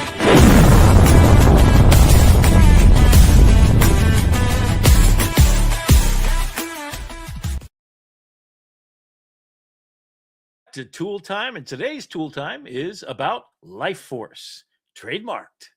Yeah, so right now I'm working with my students, as I do, right? I've been working on this whole process. Yeah, that's a real gorgeous version of me. If I want to date that man, holy cow. My goal is to actually get that healthy. How am I going to do it? Using AI every day, baby, just like a strong man does. So here we go. I'm going to walk you through. The idea is there's a device about the size of a hockey puck in your house, and we're still working on the branding. So I'm teaching this in my branding class. 18 students are working on the branding of the ecosystem that you're going to see the whole thing. All of this was created in either Gemini. Some of the stuff I've started to do, and you'll see the star in the bottom right-hand corner. That'll indicate it was made by Google's Gemini and Nana Banana. Yes, thank you very much. By me vibe coding my way through. It had a hard time to make just a regular version of me. Seems to want to do kind of an extra version. So the device is a device that has all your medical history. It has everything. It's watching basically your sleep, nutrition, your guidance, longevity insights. It's a longevity app. It's your family's private health care intelligence hub. Your data on your device, private, until you then go to your doctor and you can give access to whatever part of that information you need for your professional to help you with longevity plans. You can also take a look at your medications, and you can ask it questions all day and night based on a on-device AI system. So this is something you can actually make yourself, and I'm doing it. I'm cloning everything about me, and you're going to see my journey. So this is the original idea of an 8 terabyte local brain, encrypted, running a local AI model, loaded up with how many different office visits you've had. Imagine every one of your dental records, medical records, your ancestry.com, and how many apps do you have? What if we connected all that mess together to privilege you at the center of your health and longevity journey? That's what this solves. So you know me, everything I teach every single time in every class, I set and create a moonshot. This is an impossible task, but we're already halfway through. By the end of this semester, which will be in May, well, I'm going to come back on the show and I'm going to show you exactly what it looks like. I've got a pretty good look at it, and this is what I've been using: Google Notebook LM, Gemini, and the full circle, all the Google tools. And I've also used a little bit, so this is Notebook LM. Again, if you look in the bottom right-hand corner of each one of these illustrations, you'll see where it was created. It'll either have the little diamond shape, which is Gemini itself, or it'll have Notebook LM. Cool. Because I don't take that off because I want you to know where it came from, right? So your DNA, your history of medical records, everybody, you have rights to that because in the United States, we have rights to all of our stuff. All your dental x-rays, you can just request them. They're starting to make it more difficult. So stand your ground, be a dangerous person, and demand that you have rights. And you have rights to everything that they did about your body. That is the law of the land. Now, as in my doctor 20 years ago, those labs and all that stuff was paper, and they're in the process right now of digitizing. You're probably going to find every doctor's office, if you've been going to the same doctor, and if you're of a certain age like I am, those things have to be digitized. So that's going to take some time. You can pay for them to become digitized, which is fairly expensive, or you can go to Turkey or to Costa Rica, which is what I'm going to do, and get a full body scan of everything: MRIs, heart scans, stress tests, blood work, everything, right? Dental records. your knee replacement surgery, your heart replacement, your breast cancer, your whatever you've had happen in your life, every scan, every lab result, every doctor's note for your entire lifetime, digitized, harmonized, creating a single cohesive narrative of your health. So here's just something about old age and fat, right? So what's the vicious cycle that I'm going through? Why do I have my stomach gut is constipated right now? Because I'm taking Monjuro. There's a bunch of stuff going on. Why am I losing muscle mass? Monjuro actually causes you to reduce muscle mass, which also makes this cyclical problem a vicious cycle. So what am I doing? I'm waking up every morning. I'm doing 20 to 30 minutes of warm-up exercises, and then just 5 or 10 minutes worth of weightlifting. Then I'll do the meditation at night. And so I'm getting myself trained to get ready to be the most beautiful, dangerous man I can be, to be the healthiest version of myself I can. So what doesn't work? All these things. You've already got an Oura Ring, maybe. You've got an Apple Watch. You've got a Peloton. You've got MyFitnessPal. You've got all these devices that should be communicating, but they're not. And who should be at the middle of that? I should. So you should have a device that maybe is a pendant, maybe more attractive than this, and I'm going to show you a couple of versions, that all keeps all this information. So as you're putting food into your mouth, it's tracking what you put in. So MyFitnessPal, you can photograph the QR code on your public stuff that you buy, and you keep track of when you put it in your fridge and when you take it out. But then what do you do with all that data? You then go to your doctor and you've got a sheet of paper that has, here's my whole history. Here's my complaints I want you to address while I'm here for the 20 minutes I got to talk to you. You send that to them before your event. They know it. They've loaded up on their little transparent data sheet here, right? And then this device then becomes a lifesaver. It's a life extension device, putting you at the center. So what's it built on? Your ancestral history. 23andMe, your Ancestry.com. Highly recommend Ancestry.com, not 23andMe. 23andMe has all kinds of problems, including bankruptcy and a bunch of other stuff. They're using you. So they're not, this is my editorial opinion. This is my opinion. Don't use them. I stopped using them. And I'm also found a bunch of stuff about my ancestors with Ancestry.com. And I'm going to get a copy of my DNA, which I'm going to load into my system.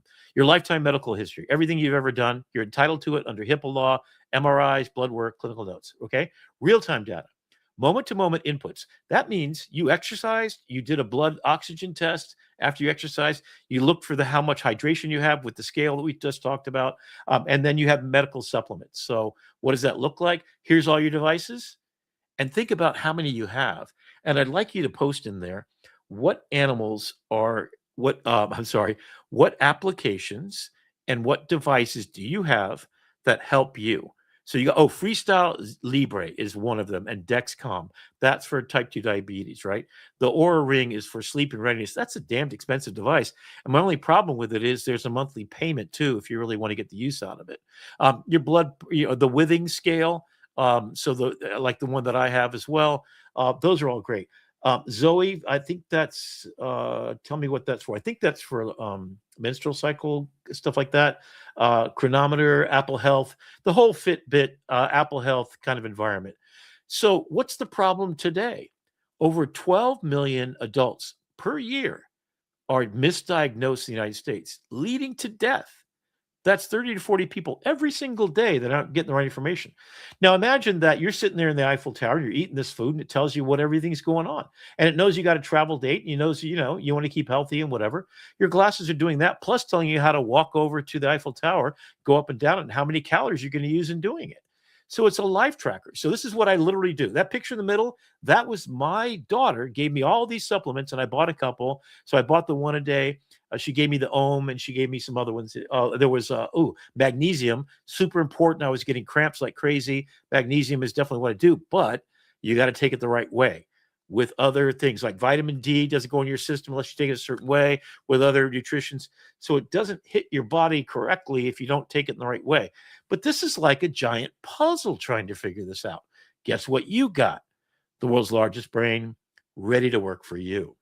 All right. So even the food, right? So your pendant can literally every bite of food. When you leave half the plate at Caraba's restaurant, right? You leave half the plate, you take it away in a bag. It knows you ate half the plate and it's counting those calories.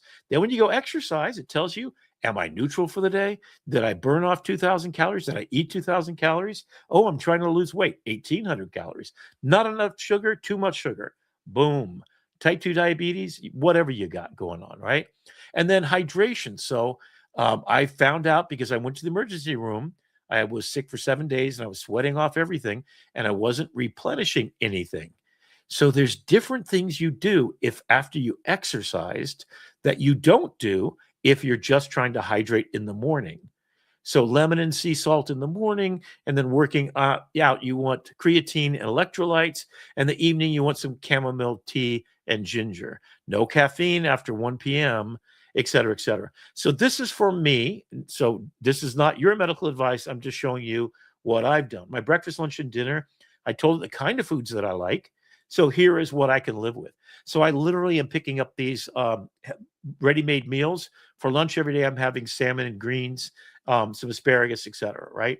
Zinc, collagen. So it's basically doing it. So for those people in branding and advertising and marketing, this is the marketing campaign that I'm working with my students right now.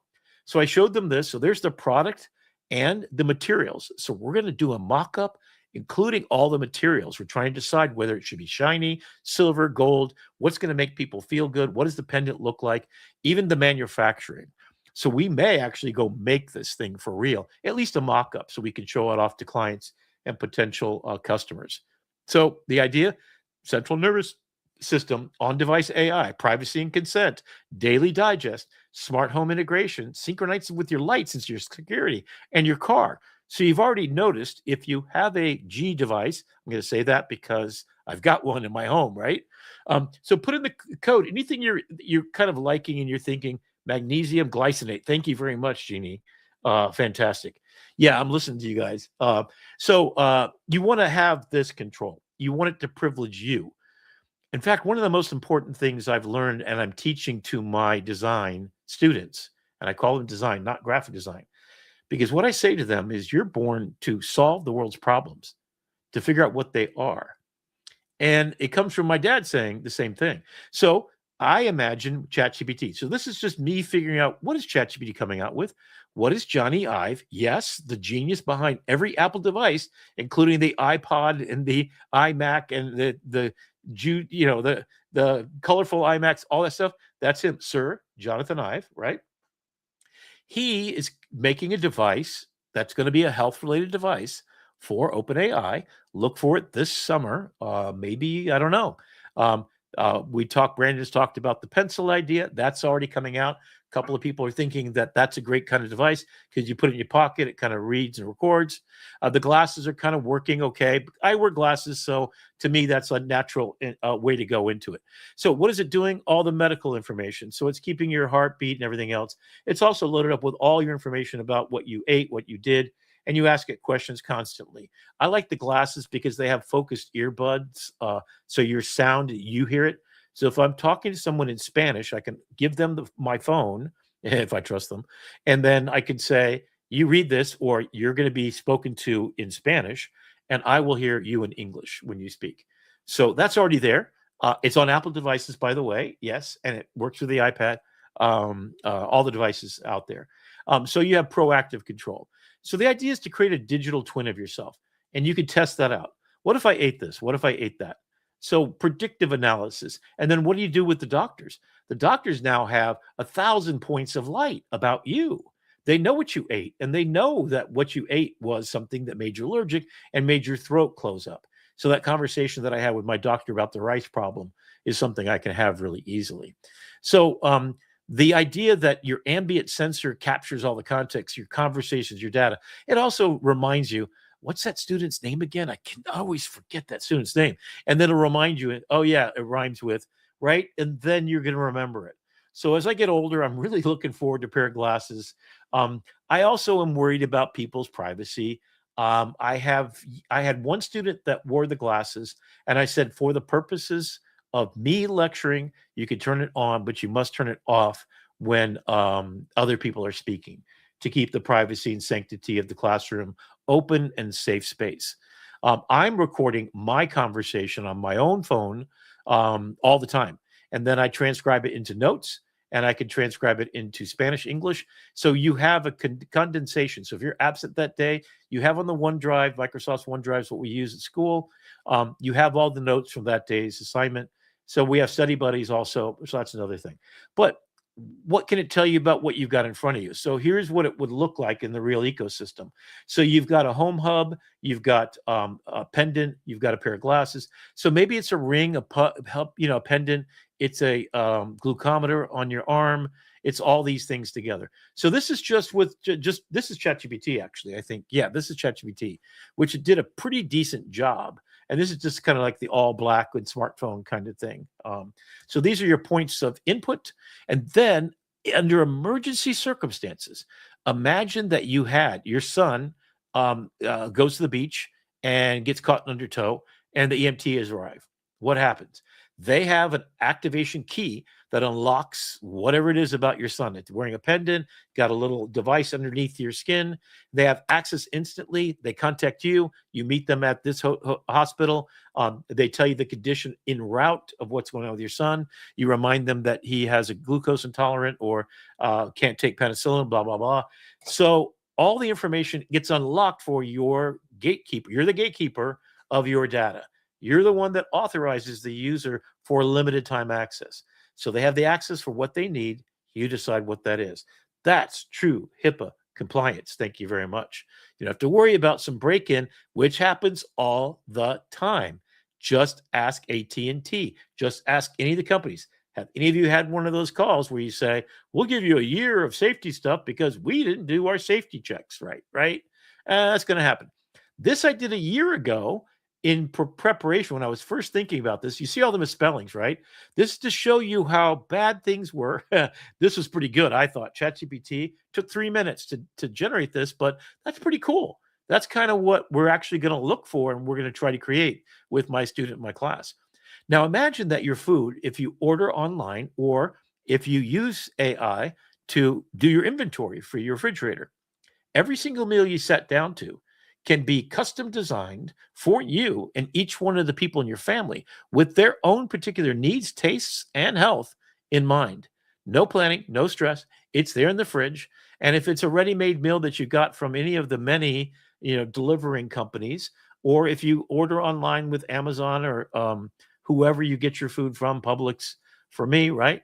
And then here's the advertising. So this is my Gemini chat where I talked about, I don't quite like While You Sleep, We Watch. That's the only one that I gave it feedback on. So here's my go-to-market analysis for the program. And so we're not right now, I'm using Notebook LM here. You can see we're loading up Lifeforce with private information and we're not private information with the pitch deck, with all the stuff that we created and generated, over 300 pages of documents so far.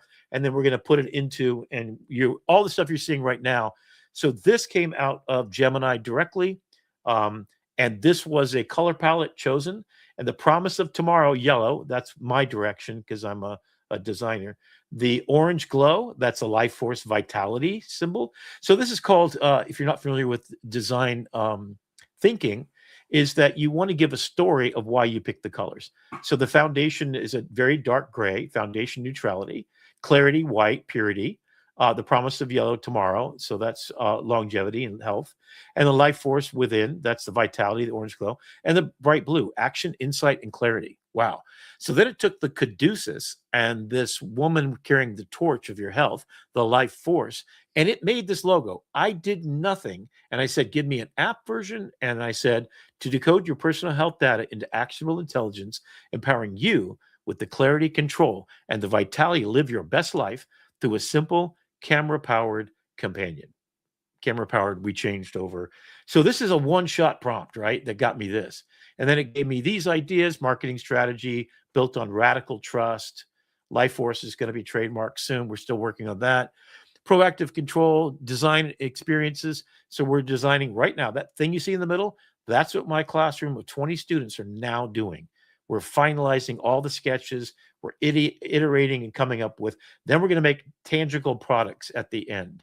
What does the software look like? We have a separate class, UX UI, where we're testing and we're trying to go through all of the different things that you can see here, right? What's it look like? How does it look better? How do we steal everybody else's ideas of what an interface should look like? I think this looks horrible. It should have pictures. It should be a lot easier to kind of ideate and think about. What's the form factor? So we're going to actually test out what the best form factors are. And do we need video? Yes, I think we do. Do we need audio? Do we have it on device, even that pendant? Could it have a large language model on device? Yes, it could, or a mini version, right?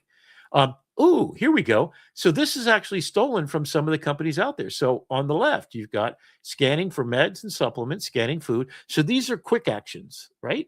So weekly action plan, workout coach, doctor visits, ask Lifeforce. So there's your built-in AI right there. And then when you're scanning, whether it's food or meds or QR codes, it scan all the stuff in. So that builds up everything. And then your action plan, that's what you see on the right. So you've got a calendar for when you do what, right? And then you click on it just like your regular calendar. And what if it actually embedded into your regular calendar? So you have my calendar appointments, who I'm meeting with, what am I doing? I'm doing a Zoom call on Saturday, right? Then you've got a health little button and you subscribe to all your data. So you carry it with you everywhere you go. Then you print out something you put on your fridge. Here's my workout schedule. It's sitting right over there on my wall in front of my mirror so I can watch my form when I work out with the weights. Wow. Then I go to a doctor's visit.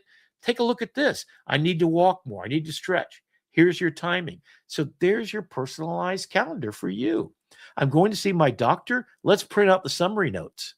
Bam. And you've got Google's Gemini, I'm hoping, built right in. And of course, if it's Apple, that's what I'm doing, right? So you've got your metformin for blood. And so this is literally, and that's why my problem on the right was the gut brain. This is my paperwork from July of last year. Where hey, Rick, just a quick time check on our landing the plane. Are we still going for another 10, 15 minutes, or are you? Yeah, but you could go ahead and go, and I'll close out everything in there at the end. Are you have anything comments you'd like to make at this point? Or you're? This is I want one. Yeah, right. And it's actually possible to make one right now. We have the technology, which is kind of. All right, you keep going. I'll pop back in at the end. I'm just going to go down the digital studio and get Kyle kicked off here. All right, great. Thank you, sir. So here I am, and this is all the medication I'm taking. There's all my supplements. So I went through the supplements and I had it order me other things. So there's my potassium citrate gummies, right? Electrolyte health and muscle, etc. I think that dose I switched up.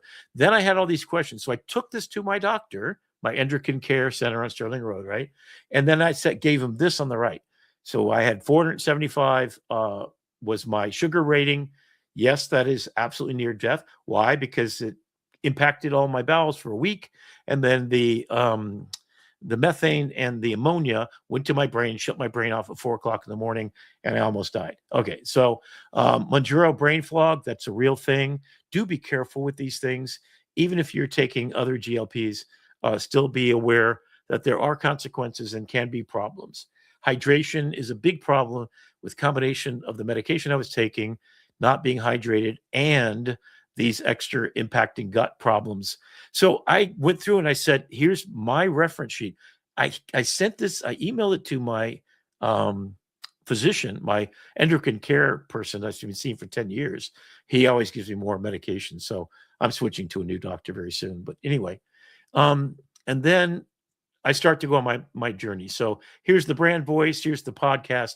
So we're thinking about long-term interviews. We're thinking about telling personal stories.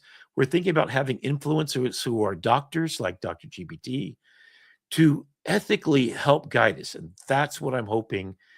He said February, probably the first week of February, that Thursday. Come back and stay tuned, because we're going to have one of the world's leading experts from the emergency room practice, where he is a consultant worldwide on AI. How do we do this safely for us? All I've talked about so far is just, I want to know all the questions. I want to ask them all so I can prepare for my meeting with my doctor. That's a very short period of time. That's very expensive. Imagine those people who have no health care because they just can't afford it in America. That's a sin that we can talk about another day. And that's what we need to get in good trouble and make happen. Healthcare for everybody is a public good. It's a public trust. And if we are truly, we the people of the United States of America, it's an absolute must-have in America, because 64 countries ahead of us have successfully done this. To even think we couldn't, we always think we can do better than everybody else. We'll put that goal out there. Make public health care for everybody free. And while you're at it, community college for free. I'm not saying everybody needs to go to Harvard and Yale, but you can pay the $3,000 it takes for a student to go through my program, get a 2-year degree, and walk out making $60,000 a year. That's what my students have been doing for the last 25 years, making a good living, doing a simple 2-year diversion in their life to get information. And I am so proud that I have done right by those students, including all the way in on AI and humanities, designing and problem solving for everyone. So this is what my life built purpose is. I'm a dangerous man who lives a dangerous life by being good for especially the community college students. I've dedicated 25 years of my life. I built the program. I write the curriculum. I rewrote it 7 times because we're not doing print graphic design. You're not going to work for magazines. I've introduced the first, and we have national accreditation, National Schools of Art Design, which is 3% of graphic design programs in the United States. We have that and have had it for 7 years now. That was because I put together over 3,000 pages of documents with my colleagues throughout the art department of Broward College. We have that certification. So we are the best in the world.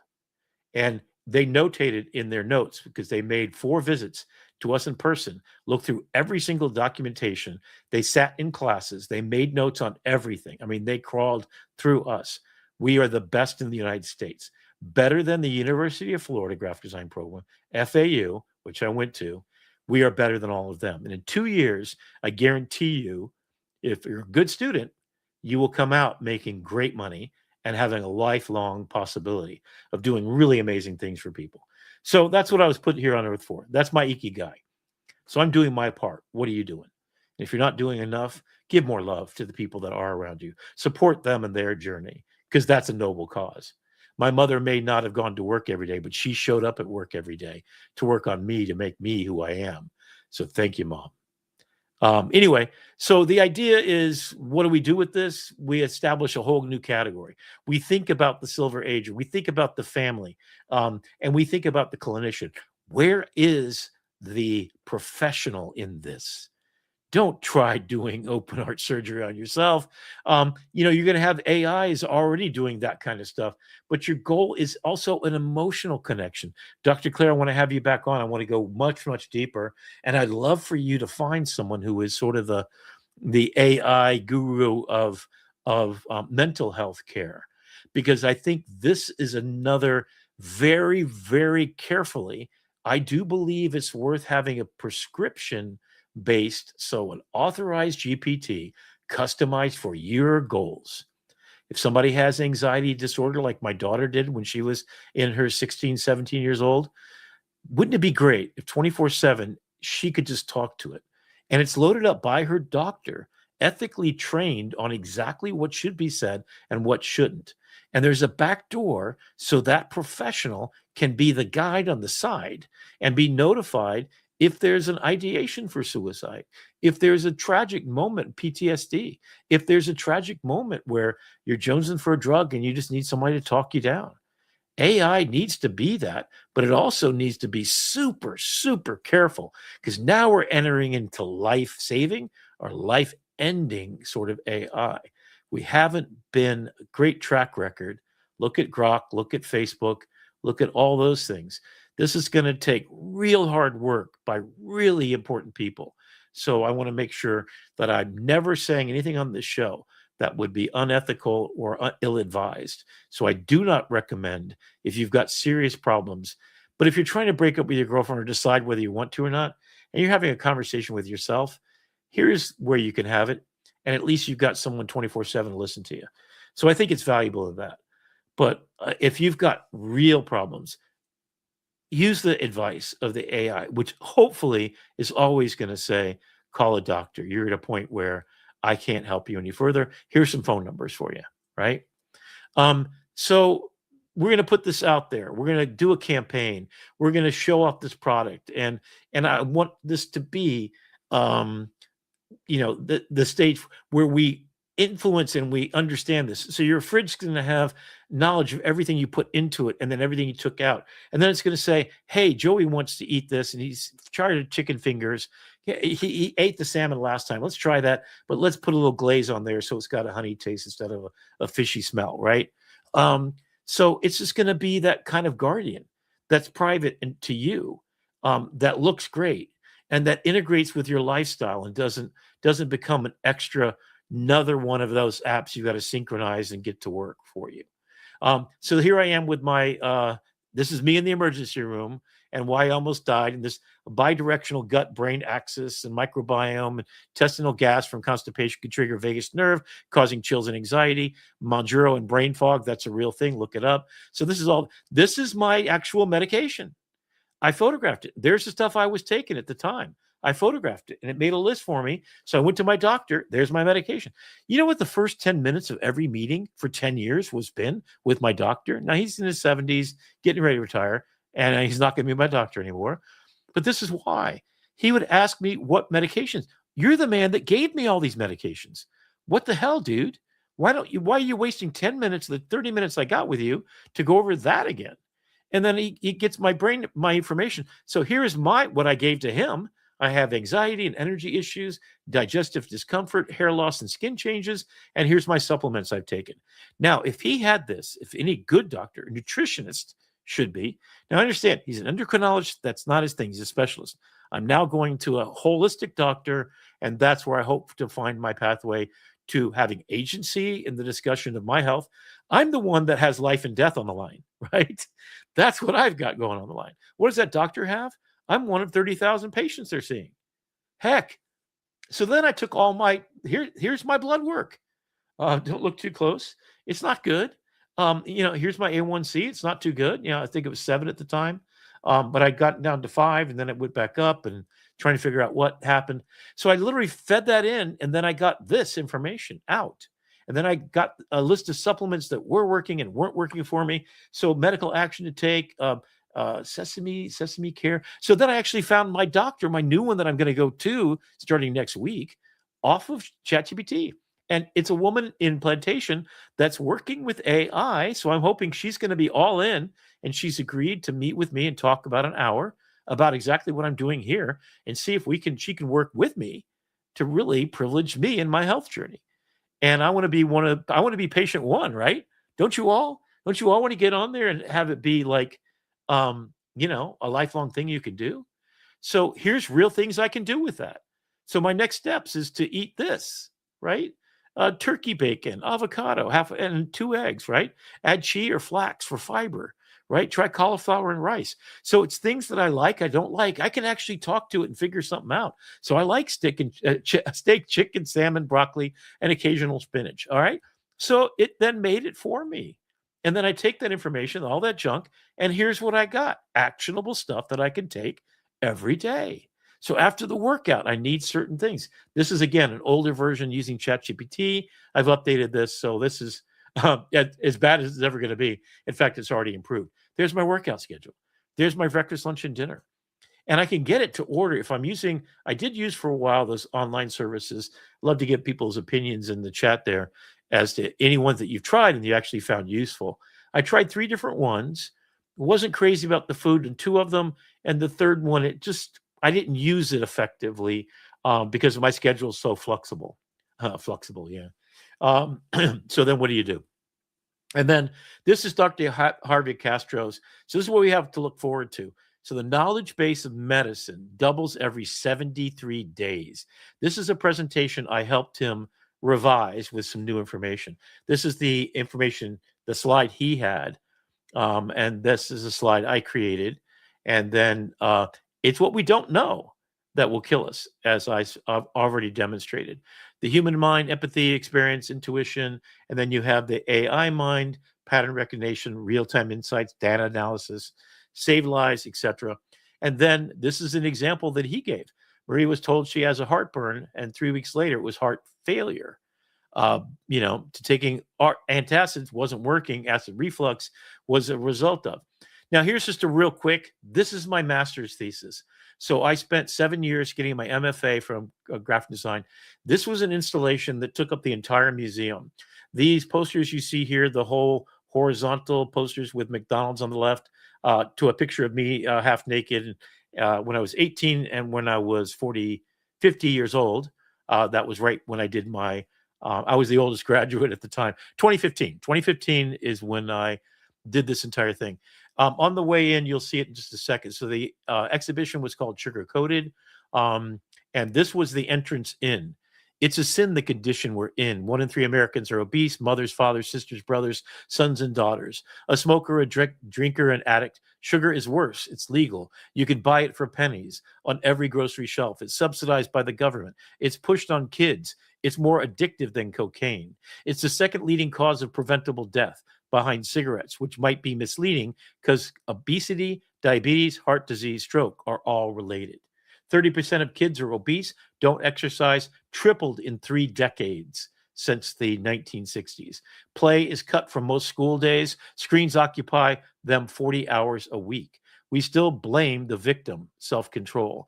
It's heredity, economics, culture, emotions, and more. Corporations want to supersize me and a lot more of dough, to make a lot more of dough. Think of all you cannot control. Sugar in excess is out of control, and stop being a part of making it worse and stand up and say you know. And you understand this curse? You may not be fat or bloated, but you know we are all sugar coated.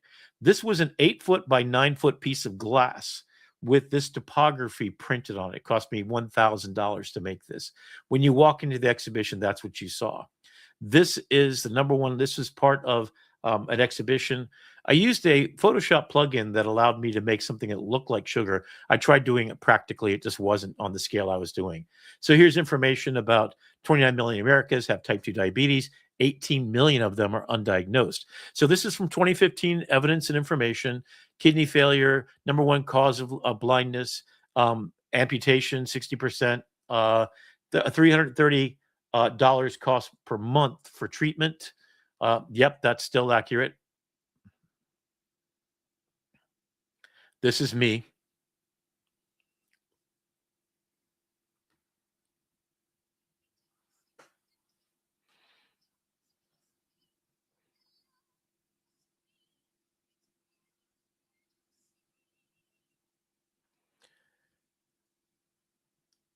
Spoonful of sugar helps the medicine go down. The medicine go down. Medicine go down. Just a spoonful of sugar tips the medicine go down in the most delightful way.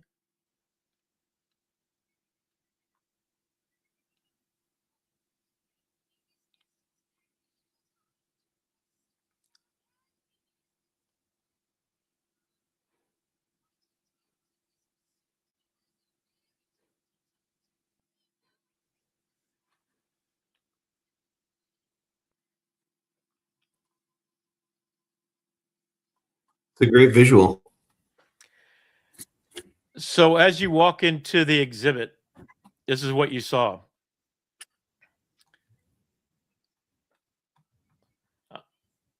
I'm going to bring this along a little bit.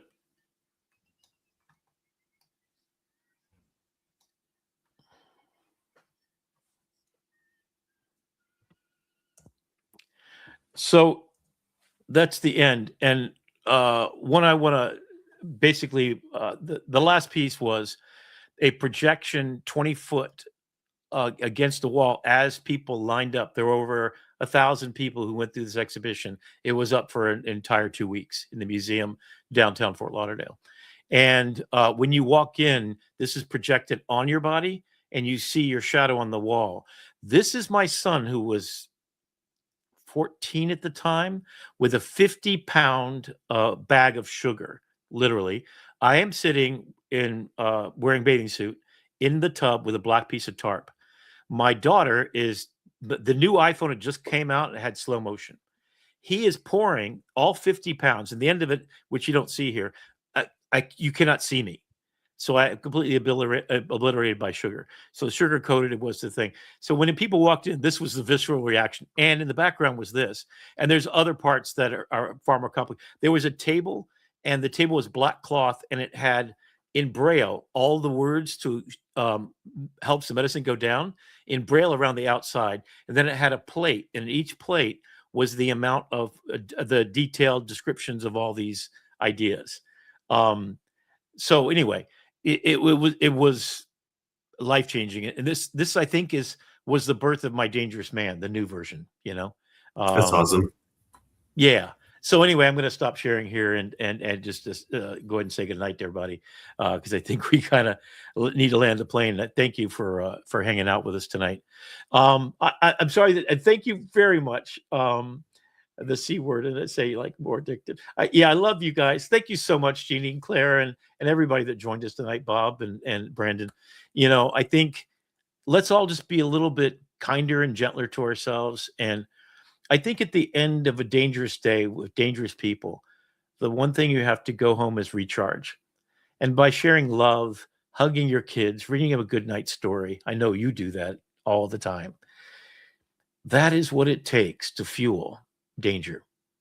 To stand up for other people means you have to take care of yourself first. You have to love yourself, heal yourself, be in a good place so you can fight the next fight, because the fights are always there, and there's always time to find peace. So I'm going to give you the final words in the words of the Stoic master Marcus Aurelius. You may search for happiness all your life, and it will come to you, if you always search to find and create peace. Because if you can find peace with yourself, you can be unstoppable and do anything. Wake up every day being a better version of yourself, being kinder and gentler to those you love around you, giving all that you have, every bit of ounce of love, because it always brings back peace to your heart and happiness to everyone. So be great stardust turning into starlight, and light a pathway home on a dark night for an old woman who has nothing at all except you standing up for her. Namaste to you all. And be careful. That's right. See you next week. Take care.